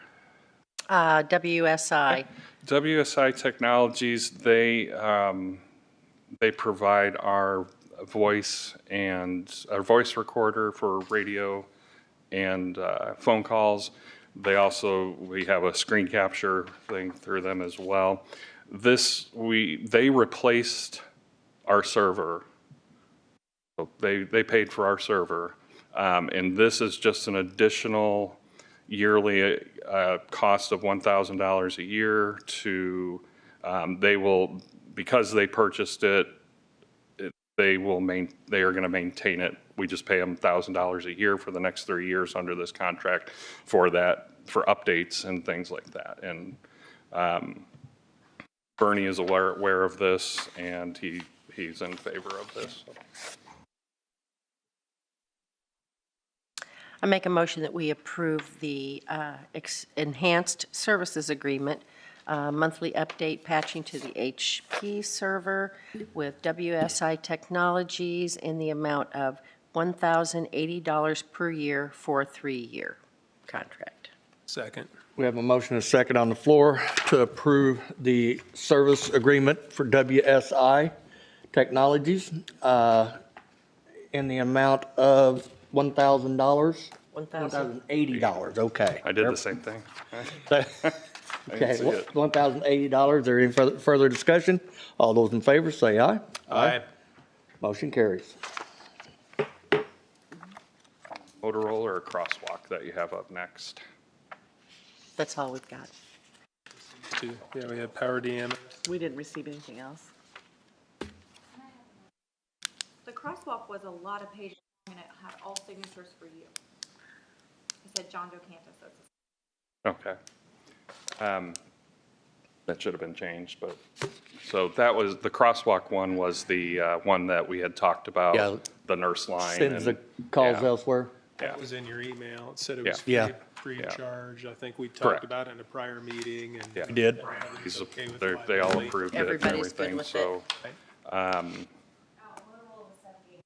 Let me get the. Yeah. Signature page. So, Yeah, just signature Did we page. have two more things, Motorola and the crosswalk? The cross, I thought we more or less approved that, didn't we? you did, it just needs to be signed. I didn't Oh, it realize just needs to be that the- signed, okay. I didn't realize that the signature page was wrong. I don't know if we can we change that before the end of the meeting or A lot of pages. with my name on it? Okay, I'll have them change that then. I'll wanna have, is it, so is it okay then if? To allow me to sign? Thank you, that's exactly what I was gonna ask. Make a motion for Commissioner President Gary McDaniel to sign the edited crosswalk signature page whenever it comes in. Second. Have a motion and a second on the floor to allow myself, Gary McDaniel, President of the Council, to sign when we get the paperwork to approve crosswalk. All in favor? Aye. Motion carries. So are we able to, are we doing the Motorola one today? Because I thought I saw Motorola in your email, so. it's there, yeah, it's there. So this one is our annual service contract with Motorola for our dispatch consoles and all the equipment and all the radio equipment. So you think by 2031, these consoles will be? They already put an end of life on them, yeah, Wow. yeah. And so and I mean, we've had them 10 years now, so it's, Time. yeah, it'll be that, well, yeah, I think, man. Technology will have, Well, and yeah, and this product is actually completely being it will no longer exist. I'm not even sure if they're selling it anymore, but the problem that we have is if, I'm trying to 2032 or at least 2031 for other reasons that I think I mentioned in the email, but so we've had some back and forth with that, and they feel that that's going to be acceptable to add just at least one more year to the end of that instead of, I want to get my money out of this thing. So, And how much? so that's a year by year. So the first year for Motorola is, it's a half year. Our current one will expire on June 1st. And so the first year is $36,438. And then the numbers, obviously, for the full year for 2027, it'll be $65,651. 2028 will be $68,440. 2029, $71,406. And then 2030 be $74,516. And we pay that year by year out of our 5,610? 516, sorry. We pay for that year by year out of our lit fund. I make a motion that we approve the contract with Motorola Solutions for the next several years in the amounts not to exceed 2026 in the amount of $36,438. 2027, $65,651. 2028, $68,840. 2029, $71,406. And 2030, $74,516. One minor correction, I'm sorry, and I probably doubled it. 2028 corrected to 68,440, and I think I double eighted you on that one. No, I just couldn't read my own writing. I had it as 440, so I mean. Don't worry. Second. We have a motion second on the floor to approve the Motorola continued service contract. And we've already said the numbers multiple times, so we'll skip that. All those in favor, say aye. Aye. Motion carries. So, And we need a motion for, we got a signature sheet on this, so. Yeah. Okay. And the last shout out, because I didn't mention their names, but the two that are running our telecommunicator week, as well as everybody else that pitches in, are Kelsey Kelly and Kirsten Nugent, and they have done a great job and just really just doing this well. And so we love our team. So that is definitely for certain. But again, thank you for the support that you provide us. It really is appreciated. So thank you. Thanks, John. Thank you.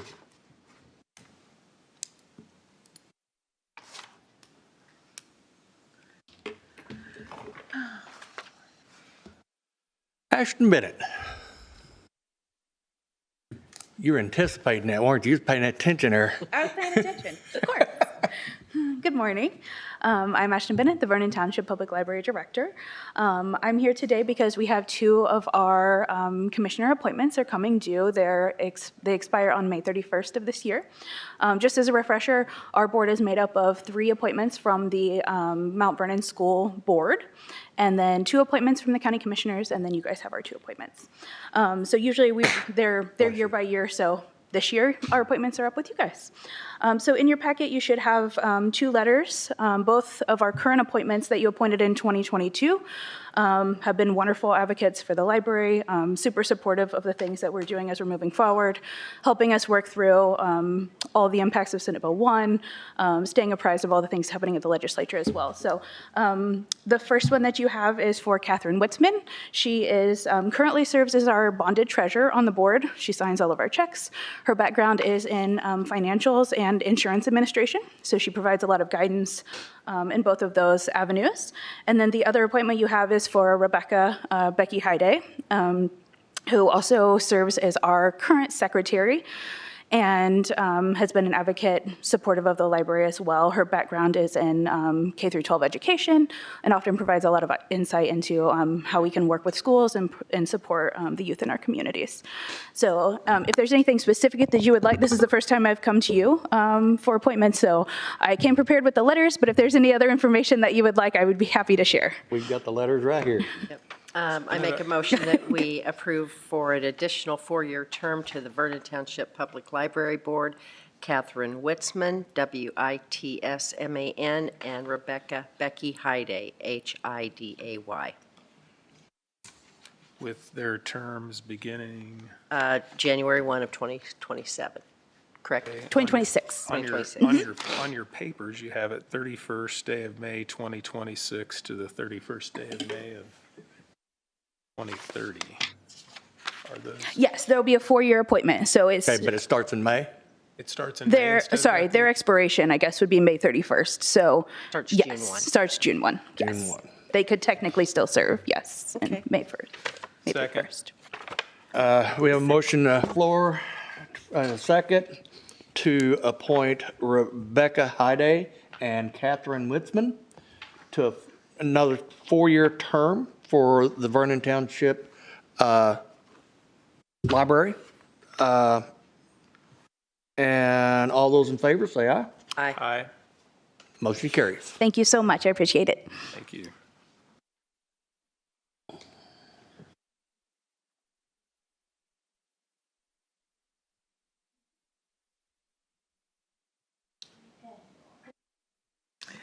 Right here. Got that, but, No, that's your note. That's your notary stuff. Okay, so okay, They'll good. take care of that. it looked like too, so, I mean, Could we get a copy of Title. it fully executed?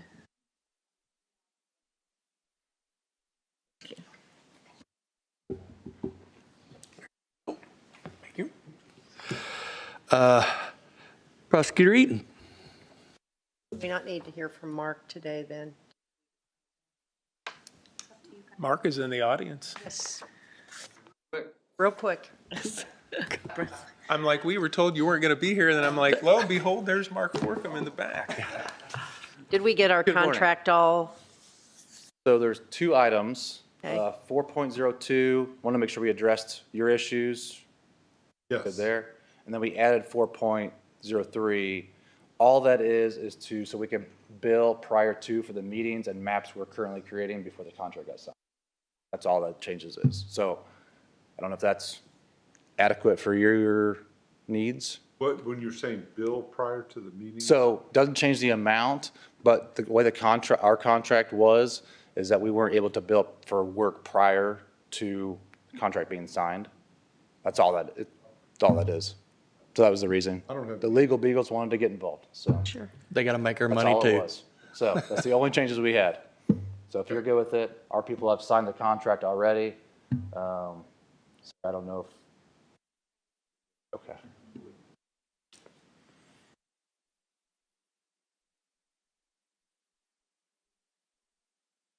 One signature page. Y'all are okay with that? Yes, definitely. Save a couple of trees. Thank you. Thanks, Mark. Welcome. Thanks, for Mark. coming. Do a motion.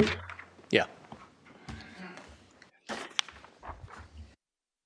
I make a motion that we sign off on the contract with MS Consultants regarding our Criminal Justice Center Master Plan in the amount not to exceed whatever it was. I can't remember. One something, wasn't it?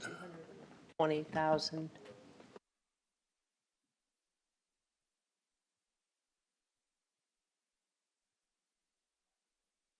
$227,068. Noted. With the changes in 4.2 and 4.3 approved by the Board of Commissioners.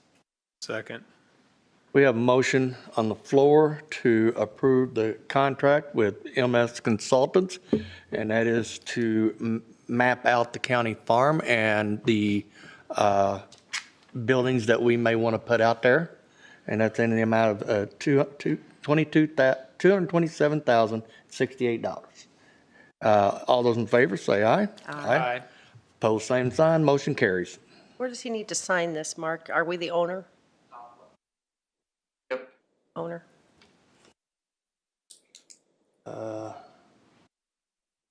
Do you send them a signed copy back, Sarah? Okay.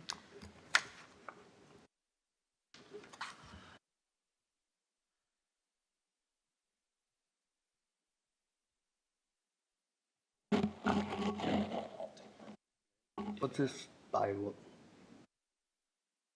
My name's supposed to go there or what? Yes. Okay.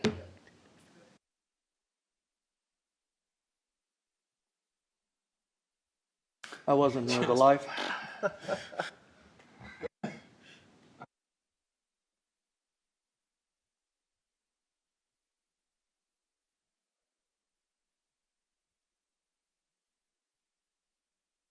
You gotta see when I'm nervous.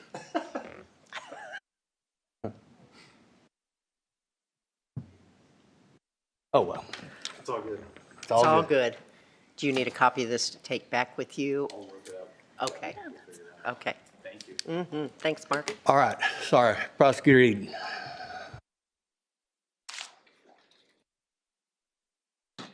I had actually marked his name out before. All right. I've had worse things happen. Yeah. Okay, we're here, Utility Associates. I know some of you were in the Budget Committee meeting. This was brought up at that time. We then were at the council meeting where this was approved 7-0. We're supposed to go back to the council May 13th. This, in essence, is software which will help us to be able to manage data. As all of you, I'm sure, are aware, we have substantial volumes of data that come in from our law enforcement partners, from the jail, et cetera. I mean, and bottom line is it far exceeds our ability to manage it. And so there's some digital tools, AI tools, which will allow us to translate to transcribe, which we currently do not have It'll allow us to go through substantially more data in substantially more efficient ways than we are presently, where we have to do everything kind of manually, more or less by hand, listening or whatever. That's what this is. I think it went out of the Budget Committee, went to the council, they approved. We're supposed to go back to the council on May 13th. Technically, this is going to go into Bernie's budget, but we're going to be the agency which is going to utilize it because it's our stuff. But it's tech stuff, and Bernie met with the LEO's people and myself, I don't know, maybe back in February, and so we went all through this at that time. Anything I can do to help you? Bernie already has it then in his budget. Yeah. What was that total amount? It was 70-some thousand, wasn't it? Over the 76. course of a 5-year contract, it's 147,080. 1470. 080. Over a 5-year contract. And council, it's got to go back to the council yet again. Yeah, they got a sign, I think, on May 13th is what we're set up. Okay. But they've approved the monies. They did at the last meeting, yes. Was that at the budget meeting or the? Both. Council? Yeah. Budget, then we went to the. Next Checking all the day? boxes. Okay. Can I ask a question? What, they have to sign, is that what you said? That's my belief. No, the council. The council would have to sign for it. Uh, But it's a contract is why I'm asking. We're the, Or an we're agreement. it's us. Okay.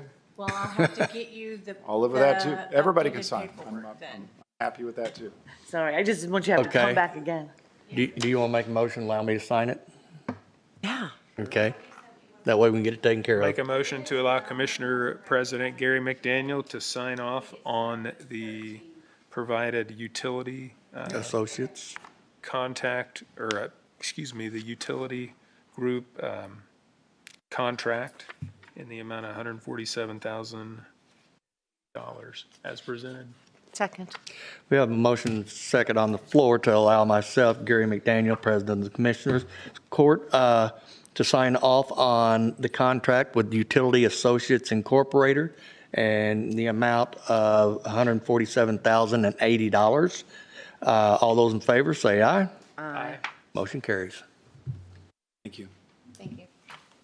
So we'll, You could sign that at a later date. yes, Once yes. it gets in front of Well, the. the thing is, he has changed the signatory page or something. I thought it did, and I thought it was the wrong date either way. It says you're gonna send me the quote and the order contract? accepted by authorized official office. That would be the Board of Commissioners. So it is on there. Good to go. Well, it doesn't say Board of Commissioners, but we would be the, Yeah, we're executive branch. that's right. So I'm going to sign this. I wonder, I feel like it's the 5th time I've seen it. I know you guys have done it.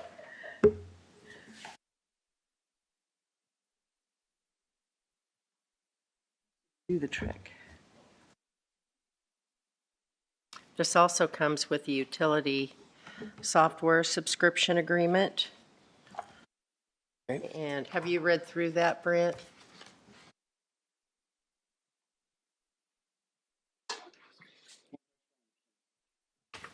It's a subscription software agreement? Yeah, that's what this is. That's what we're Okay. signing on here, right? Oh, it's got page 2, eh? There's a quote and then there's a. Okay, there we go. Signed the quote, that's the agreement.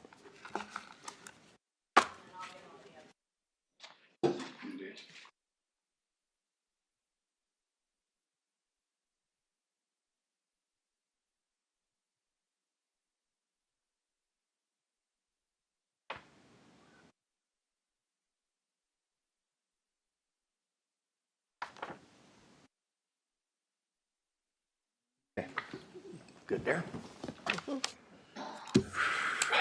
Sheriff Burkhart, waiting patiently.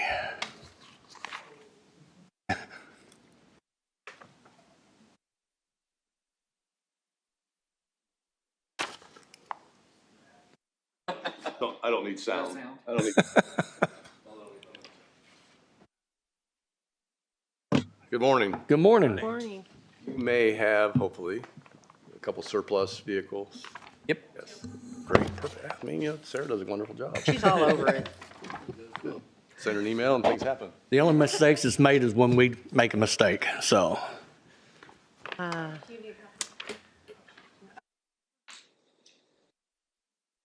Do you need to talk about these two surplus Tahoes? Not or- necessarily. I'm going to surplus those. One's just old. We're going to get rid of it. We're going to auction. The other one's got a bad transmission. Well, actually, it had a good transmission, but I had one with a bad transmission, so I swapped them. It was cheaper to take one out of another one and put in another one than it was to buy one. So, and so now we're just going to auction off the older vehicle. Well, I would make a motion that we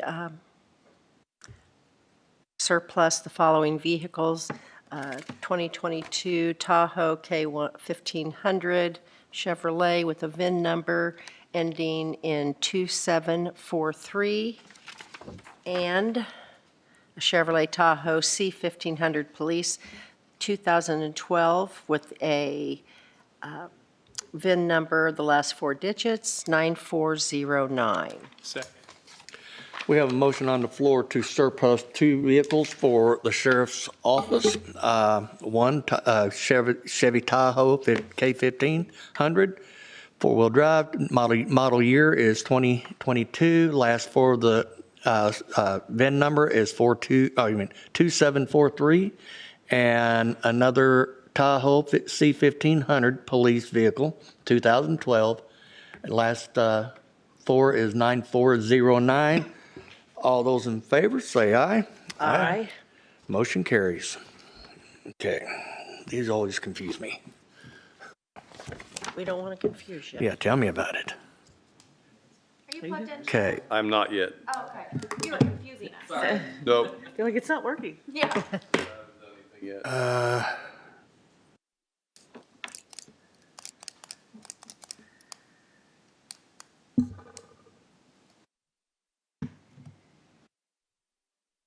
There. I'm leave the date open. We have to leave the date open, don't we? I'm sorry? We leave the date open? Yes. Okay, that's what I thought. Auctions in a couple weeks. Star Wars. All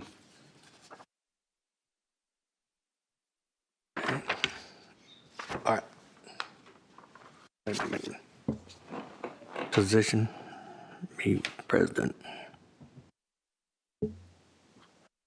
All right. Go. Do you need these? Anything? Sarah will take them. Yeah. And then I'll get them. Real quickly, it wasn't on the agenda. It's something that came up here just recently. I would like to get with Scott on a amendment to an ordinance for our foreclosure fee administration. It currently sits at 200. The state statute on that says it can be 300. And so I just want to get with him. Maybe we can do an amendment to that ordinance to change the ordinance from 200 to 300. How long has it been? I don't know when this got, Susan had just brought it to my attention. I don't know when the statute changed on it. And it maybe at one time, maybe it's always been 300, and then maybe the ordinance was, put in here. The ordinance is 2009 ordinance. And so I don't know when the statute. That's in. I don't know when the actual statute changed. Some of the fee changes, and I don't know this one, but it has statutorily been put in. You can only change it every 5 years. So I just changed recently. No, this is, as far as like an ordinance you mean? No, any kind of fee that's associated with something, like when you're trying to increase a fee for something. Oh, okay. Yeah, this hasn't been changed on my end for any, at least 8 years. And so, but I'm just going to have Scott look at it. Okay. So lastly here, I just wanted to give you a demonstration of public safety for the future here. We have our first drone first responder up and running on Mount Comfort School, and it's been going well. And so I currently have 4 dispatchers that are certified to fly and we're working on a CAD integration right now, so when the calls come out, they'll be able to, just automatically go from 911 CAD to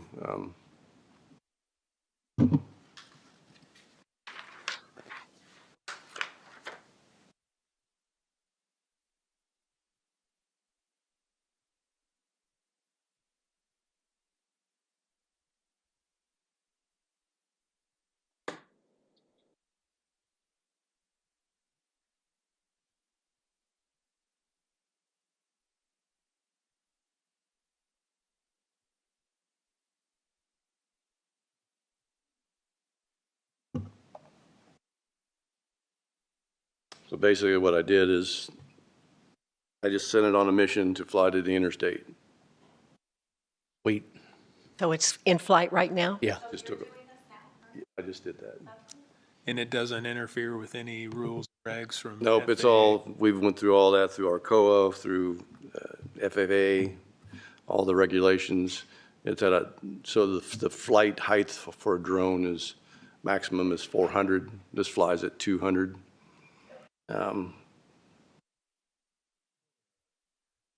Like a video game. How fast is that thing moving? So right now, this one runs 25 miles an hour.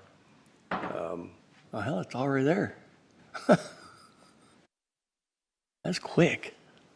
So then there's a new one out that Brink has designed. It runs 60 miles an hour, and hopefully somewhere down the road that we'll start that process of maybe adding one of those in a different location. So our second one is due to go in at Amplified building this summer. And so those two will intersect. So there's a 2-mile radius on both of these. And so I told it to basically, it's going to stop here in a second to go there.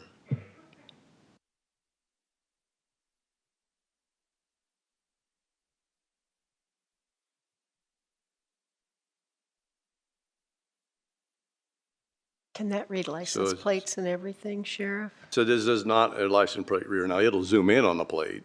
But so once I get to this area, I can spin it. I use my keyboard. I can turn it. I can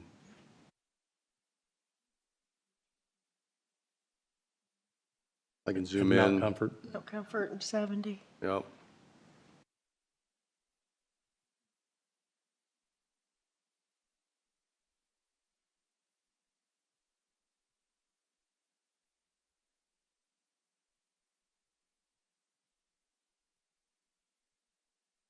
Take here a second. Get an alert if there's something else flying around? Yeah, so if you see over to the side over here, all the blue, those are actually all the flights that are in the sky right now throughout Indianapolis in the area. And it'll stay away from all them, eh? Yeah, and it tells me if I click on one of them where it's at, what its height is. You have to have a special license to be a... So there is a Part 107 license for our operator, but we also operate underneath what's called a COA.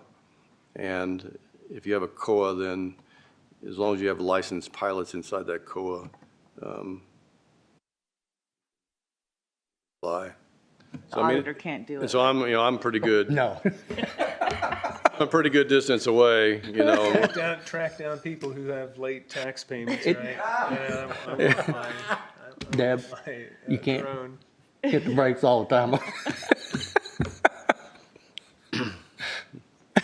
That is so neat. So there's Carvana. We fly, and we do training flights. So there's a CAD. So at the end, that you can put in why you've flown, whether it was a pursuit or training or whatever. And so yeah, go ahead. So when we had the fire, Yes. 700, Up to the mic. I was able to actually launch one of the deputies was able to launch the drone and actually gave us video footage and IR footage of the incident. We were about 20 minutes into it by the time the drone got there. We were able to add that as part of our investigation. So it was we knew we had something flying overhead. We couldn't figure out where it was at. But we got some really good footage from that incident as well. So it's something that benefited us from the fire side as well. So just thought I'd throw that as a Does appreciative. it download to you? Are you able to? So it'll download so Live Ops, which is what you're in right now, it downloads the Live Ops. I can share a link with him, but I just pulled it off and gave him on a flash drive. We don't want I don't want full access because if they're doing something, I don't want our officers watching a pursuit or something along those lines. But they're working on, we had talked about maybe getting access for runs that we're going to be involved with. So car crashes, house fires, things along those lines that our battalion have a few if they need to. Yeah, I think that's what I would say. Just like if you're going to the structure fire, you want to be able to maybe link into that, see it live as well. No pursuit fire related. At night, is it thermal? Yeah, it's got thermal, so we you can can find see, somebody we can in see the- people in the middle of the night. And, yeah, and so right now I'm sitting on top of Carvana, and I'm just ready to go home. I just hit home and it'll fly itself back. Like a homing pigeon?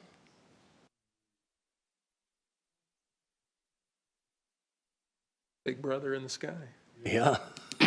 Ask him. We have one in our home. I've got one. I just hadn't been able to mess with it yet. So you can launch it. It actually, it has a mile. Birds, I mean, can be a problem sometimes. Distance. Sometimes It the can bigger go from birds- it, if it goes past that, think it's another then it'll bird, automatically come yeah. back. Because you actually set your home position. It wouldn't do it any good. And if your battery goes down or something, your controller, it'll actually come back to that home position. And how many drones do we have in home stations where they go So home? this is the first one. We have the second one going on, Amplified. I don't know if I'll be around long enough to see it, but I'd like to see one go at fire station at 5 West, south of 40 there, with a bigger one that'll travel longer distance, and that can take the Pennsy Trail, cover that a little bit, up and down, patrolling it. And so that would be my goal, is to see that take place. Maybe we can get a box set on that toilet I talked about this morning. Oh, no. We could probably put the station on top of it and land it. No. Have you used this for like any kind of big cases or what? I was up the other night. I was happened to be sitting at my desk at home and had my radio on, and state police had a pursuit, so I was able to get on it. They terminated there at 3 North and 6 West. So time I got on it, they were at the 93-mile marker, and they were running over 100 mile an hour. So the time I was able to get That up one and only going. goes 25, so. They were up and they just got the car stopped after it crashed. So you can see up in the corner where the box is, you'll see it come down, but then the camera will switch here in a second, and it'll show the station as it's landing. Oh my, how big is that station? It's about 6 foot by 6 foot long, about 4 by 4 actually when it's closed. How But heavy is it? I know there was some 300. engineering. That's not The drone is 300 pounds? That station. Oh, okay.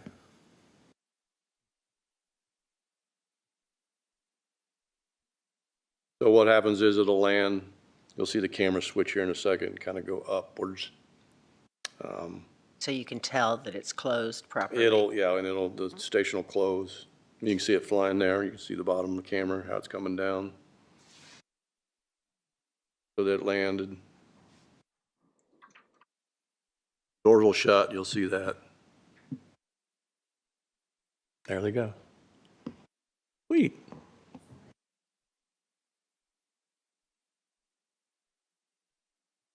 Very cool. So truly, it really is, I think, the future of what public safety will be with calls and services. And, I tell my guys, it's like 20 years, 25, I don't know. It won't be this. They'll be flying in them themselves. Oh, wow. Going from call to call. I see it. They have them now where you can fly them yourself. Yeah. But I see that being the future of what it's going to be in someday. I mean, who never thought we'd be doing this? So. Yeah, tell me about it. Yeah. saw a social media meme set up to have that a drone and a police officer on the side of the road, basically calling out. Yeah. Yeah, they do different things. Different ones will do different things. This one actually, you can, well, the newer version actually is better. But it's got a dropping mechanism where you can, hey, you get out in the woods and you need an AED or you need first aid, the box itself or the station actually has those things already in it. And so you pick what you want. So if you need this first aid kit, it pulls it up, attaches it, and then you can take off with it. This one is not that sophisticated. It has to land here to charge, so it's charging as we speak. The new version, it's actually got a battery changing system in it, so it'll actually land, change the battery, and then relaunch, right afterwards. But Does it know when its battery's low, or you have to tell it when it's battery's no, so low? it gets to a certain point. It knows how far it flies, and it knows how much battery life it'll take it to get it back. And so if you're flying and all of a sudden, it's like, oh, battery low, it'll flip and it'll fly back on its own. So is this the inside? I'm sorry? How much airtime? This is about like that have? 25 minutes of flight time.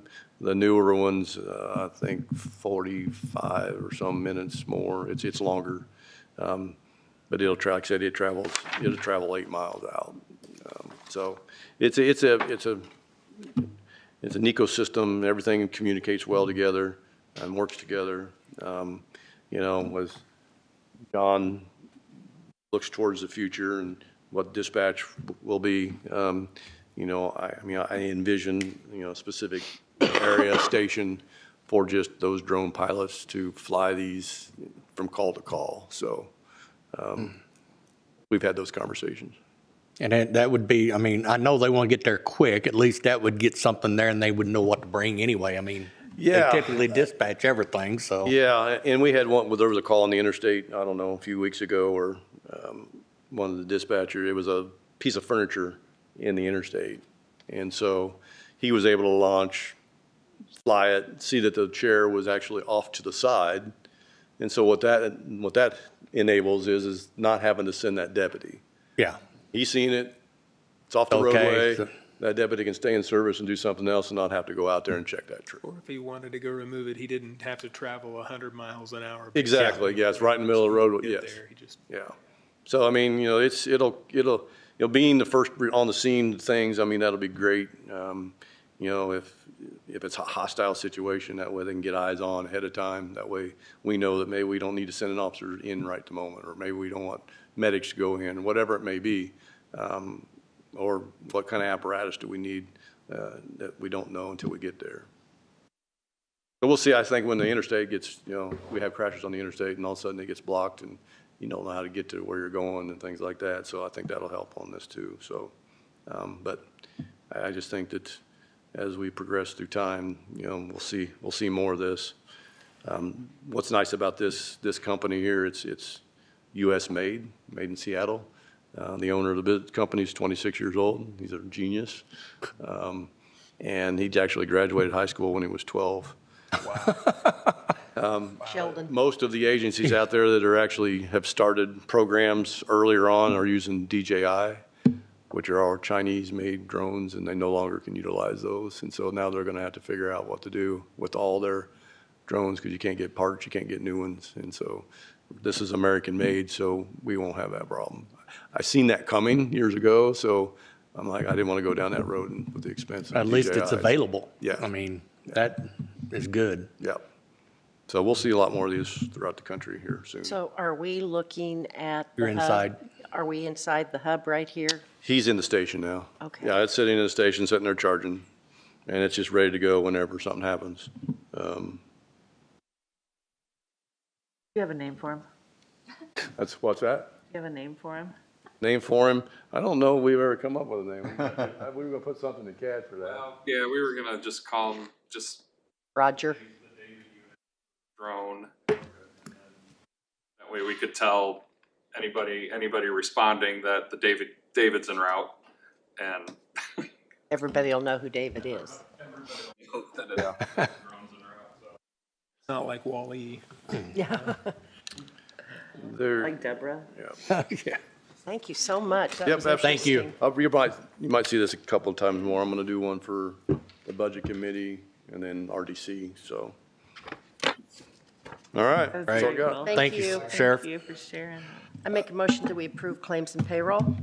Second. Motion on the floor to approve claims and payroll. All in favor, say aye. Aye. Motion carries. Auditor business. Just have a couple of things.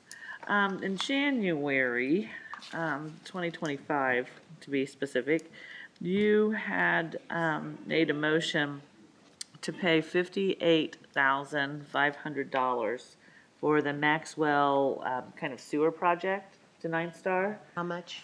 $58,500. The council had approved $20,250. But in your motion, you did not say where you wanted that paid from.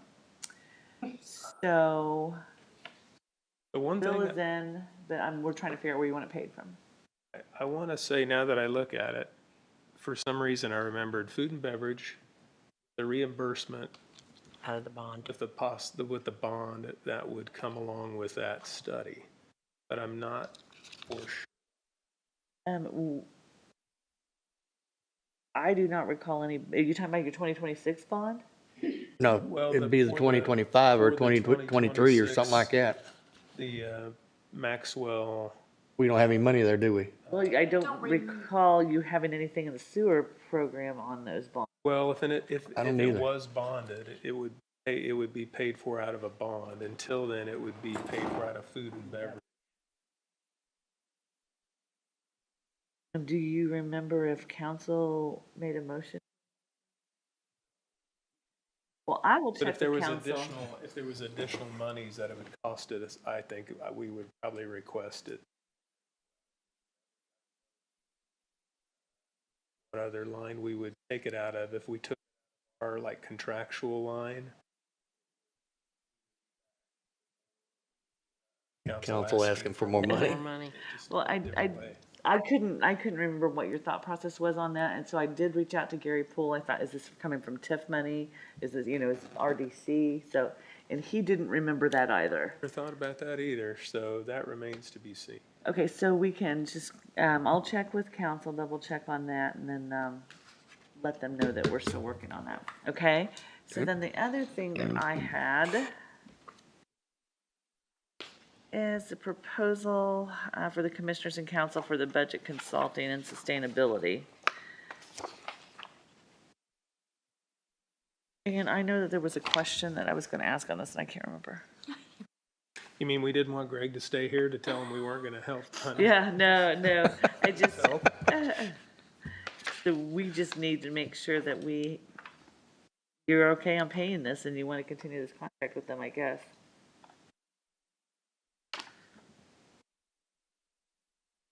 I don't see any reason why. I mean, we're going to need that financial advisor in our corner through this whole. Yep. And since he's been there all along, I mean, you wouldn't switch now. He knows our history. Does this need a signature? Yeah, it's like an agreement contract. Okay. So I would make a motion that we accept a proposal to the Commissioners and Council for Budget Consulting and Sustainability from Financial Solutions Group, Inc. Not to exceed $42,000 on that. Not to exceed $42,000. Second. There's a motion second on the floor to approve the consulting agreement with FSG Consulting Inc. Financial Solutions Group Incorporated. All those, and it's for $42,000. All those in favor, say aye. Aye. Motion carries.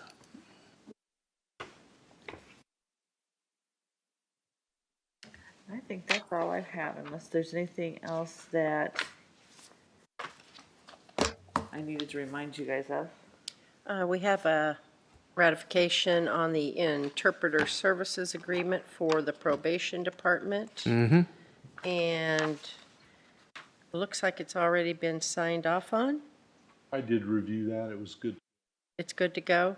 Now, is I that I signed your? off, yeah. Okay. It already signed off. They had to get it in to where they could get it started. Okay, all right. And we had actually made a motion for that, if I'm not mistaken. Okay. So we just have to ratify it here in the meeting. Okay, so be it ratified. It's ratified. I have an auditor potential thing, and it kind of comes with this whole ADA thing we've been discussing for the last several days. Yes. That Dusty Wicker brought to us today and said that timeline has been extended. Yes. While it has been extended, if you go back and look at the AIC video with David Bottom and the head of Indiana's IoT, they said you're still at risk right now just as well as you would be if you enforce this. And I think we really need to identify somebody as a contact person and probably put some kind of disclaimer on our website about how for someone to get hold of a person if they have a vision issue and they want to see the documents on our computer until we get our end figured out. I think it would help to show that we're in good faith working towards trying to, get this project in place.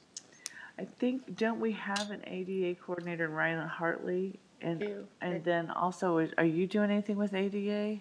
Ann Scheidler is handling Title VI, but we were speaking this morning that perhaps Title VI should go to. HR may want to be a part of this because, in my belief, ADA and Title VI got to be going to all those trainings and have an understanding, and we're not doing that. Got to just be immersed. So I don't know if that's an HR function. I don't know if it was ever an HR function, from whence you came. But I think it played a part because where we lost some traction with it was Kelly Ellert was doing some of those things. I think Misty Moore was doing some of those things. And we just kind of got lost in that. But I think we need to identify somebody that can at least be called on a day-to-day basis. And I don't think you're going to be overwhelmed by calls. But just if someone has a need out there, an ADA need, they can't hear a meeting or they need a different size of a document that we can't provide, that they have the ability to reach that so they're not calling to file any kind of claim for us not doing it. So who do we want to put in charge of that? Well, that's the question. I think that you identify that person and then you have the SOPs and everything in place that directs IT how to upload all of it, and it just might need to start with a little bit of a group. Well, and then get it done right. I think, the other part of that discussion goes to, there's a consultant group that takes care of those things, because I noticed looking at the video yesterday that said there are some issues with PDFs that is probably out of our wheelhouse for, handling to get those documents ready. Have you handled a lot of this stuff in your past life? Parts and pieces. We were actually reviewing it to try to determine who should be doing what, because my job description says one thing, the website says another thing, and so on. So Dusty and I were previously working together to try to sort that out and figure out who should be doing what. I need to reach out to Ryan Hartley and see also what he's prepared to do, because I imagine his job at the highway is a little more involved. Right, but if the four of you, Ann, yourself, Dusty, and Ryan could all meet and maybe then report back to us so that we know how to proceed? Yeah, absolutely, we can get that arranged. Because I believe some of the things that happen at highway are really just ADA compliant and dot. Yeah. It doesn't really, involve everybody else. And again, I'm back on that. We want to have somebody who's going, to the trainings and understanding, ADA compliance, Title VI. And I have been through some, because part of my function before was to help determine in the interactive process what ADA accommodations could be provided for people and other things along those lines. So I have been in some of those trainings. I know where to get them from. Okay. So. Fantastic. So at least we have a plan. Great. Perfect. And Dusty, was that a year from today then so we don't have to worry about this until April 24th of 2027? Okay. Thanks for keeping us up on that. Thank you. We have the Etica? contract here. I make a motion that we approve the Etica contract, which will provide the scope of service and fees proposed for the windows and door replacement at the Hancock County Courthouse in an amount not to exceed $1,633,300. Second. Okay, we have a motion, a second on the floor to approve the Etica contract in replacing the courthouse windows and doors. And just where it's stated here, they will rebuild doors that they can rebuild, and if they can't, then they will replace them. So, all those in favor say aye. Aye. Motion carries. And that was in the amount of, where did I write that? $1 million. $1 million, over here, $1,633, hang on. $1,633,300. Excellent. And that's to be paid from? That's the 2026 bond, and we're going to approach, council already knows that we're going to go ahead and start paying for that. So, and early, because they've got a clause that we can borrow from that. Borrowed from where? Probably Food and beverage. food and beverage, probably. And I think the early construction on that helps us to get around the Rally 250 days. celebration and Yeah. rally days.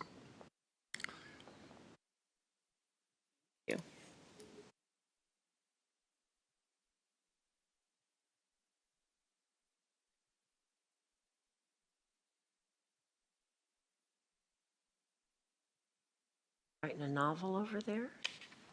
Well, that, don't have, That's the other company, yeah. okay, they don't have a date here. I'm going to go ahead and date it.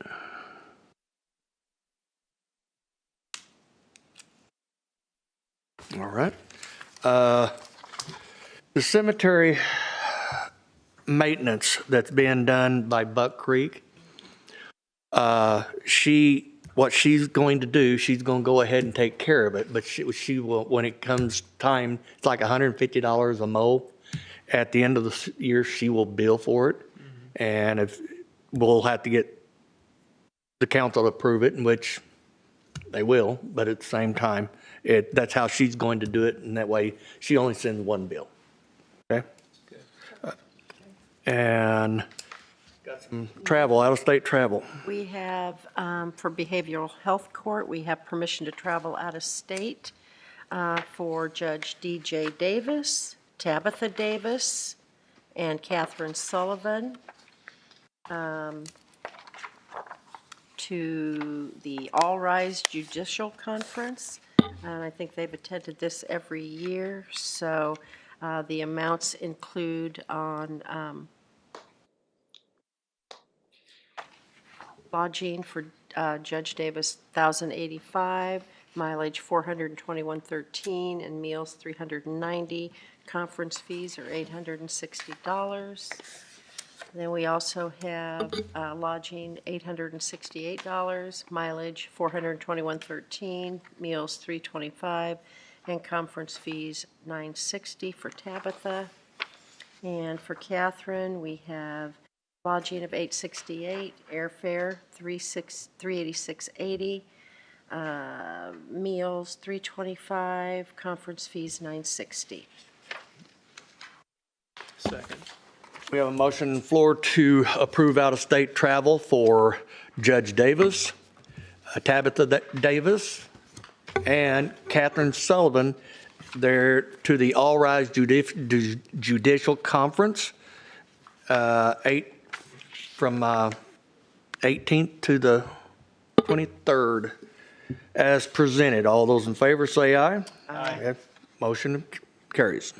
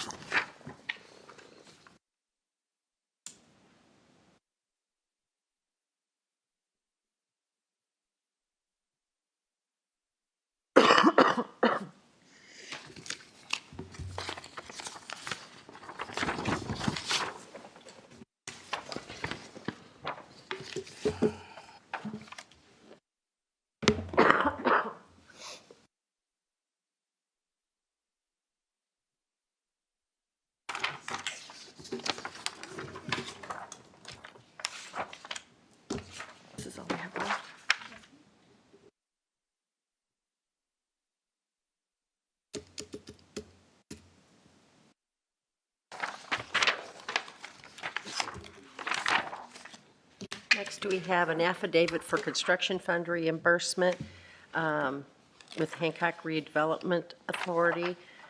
And this is for Amplify Disbursement number 24 in the amount of, I just saw that here,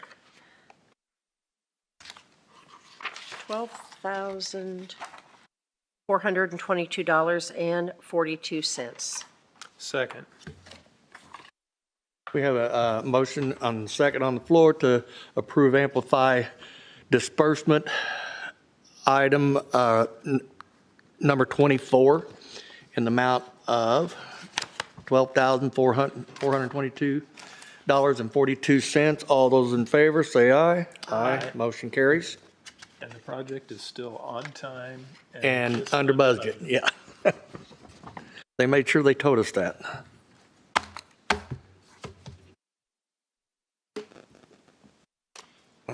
All of us need to sign this, or? I think so. Okay. They had lines for it, so.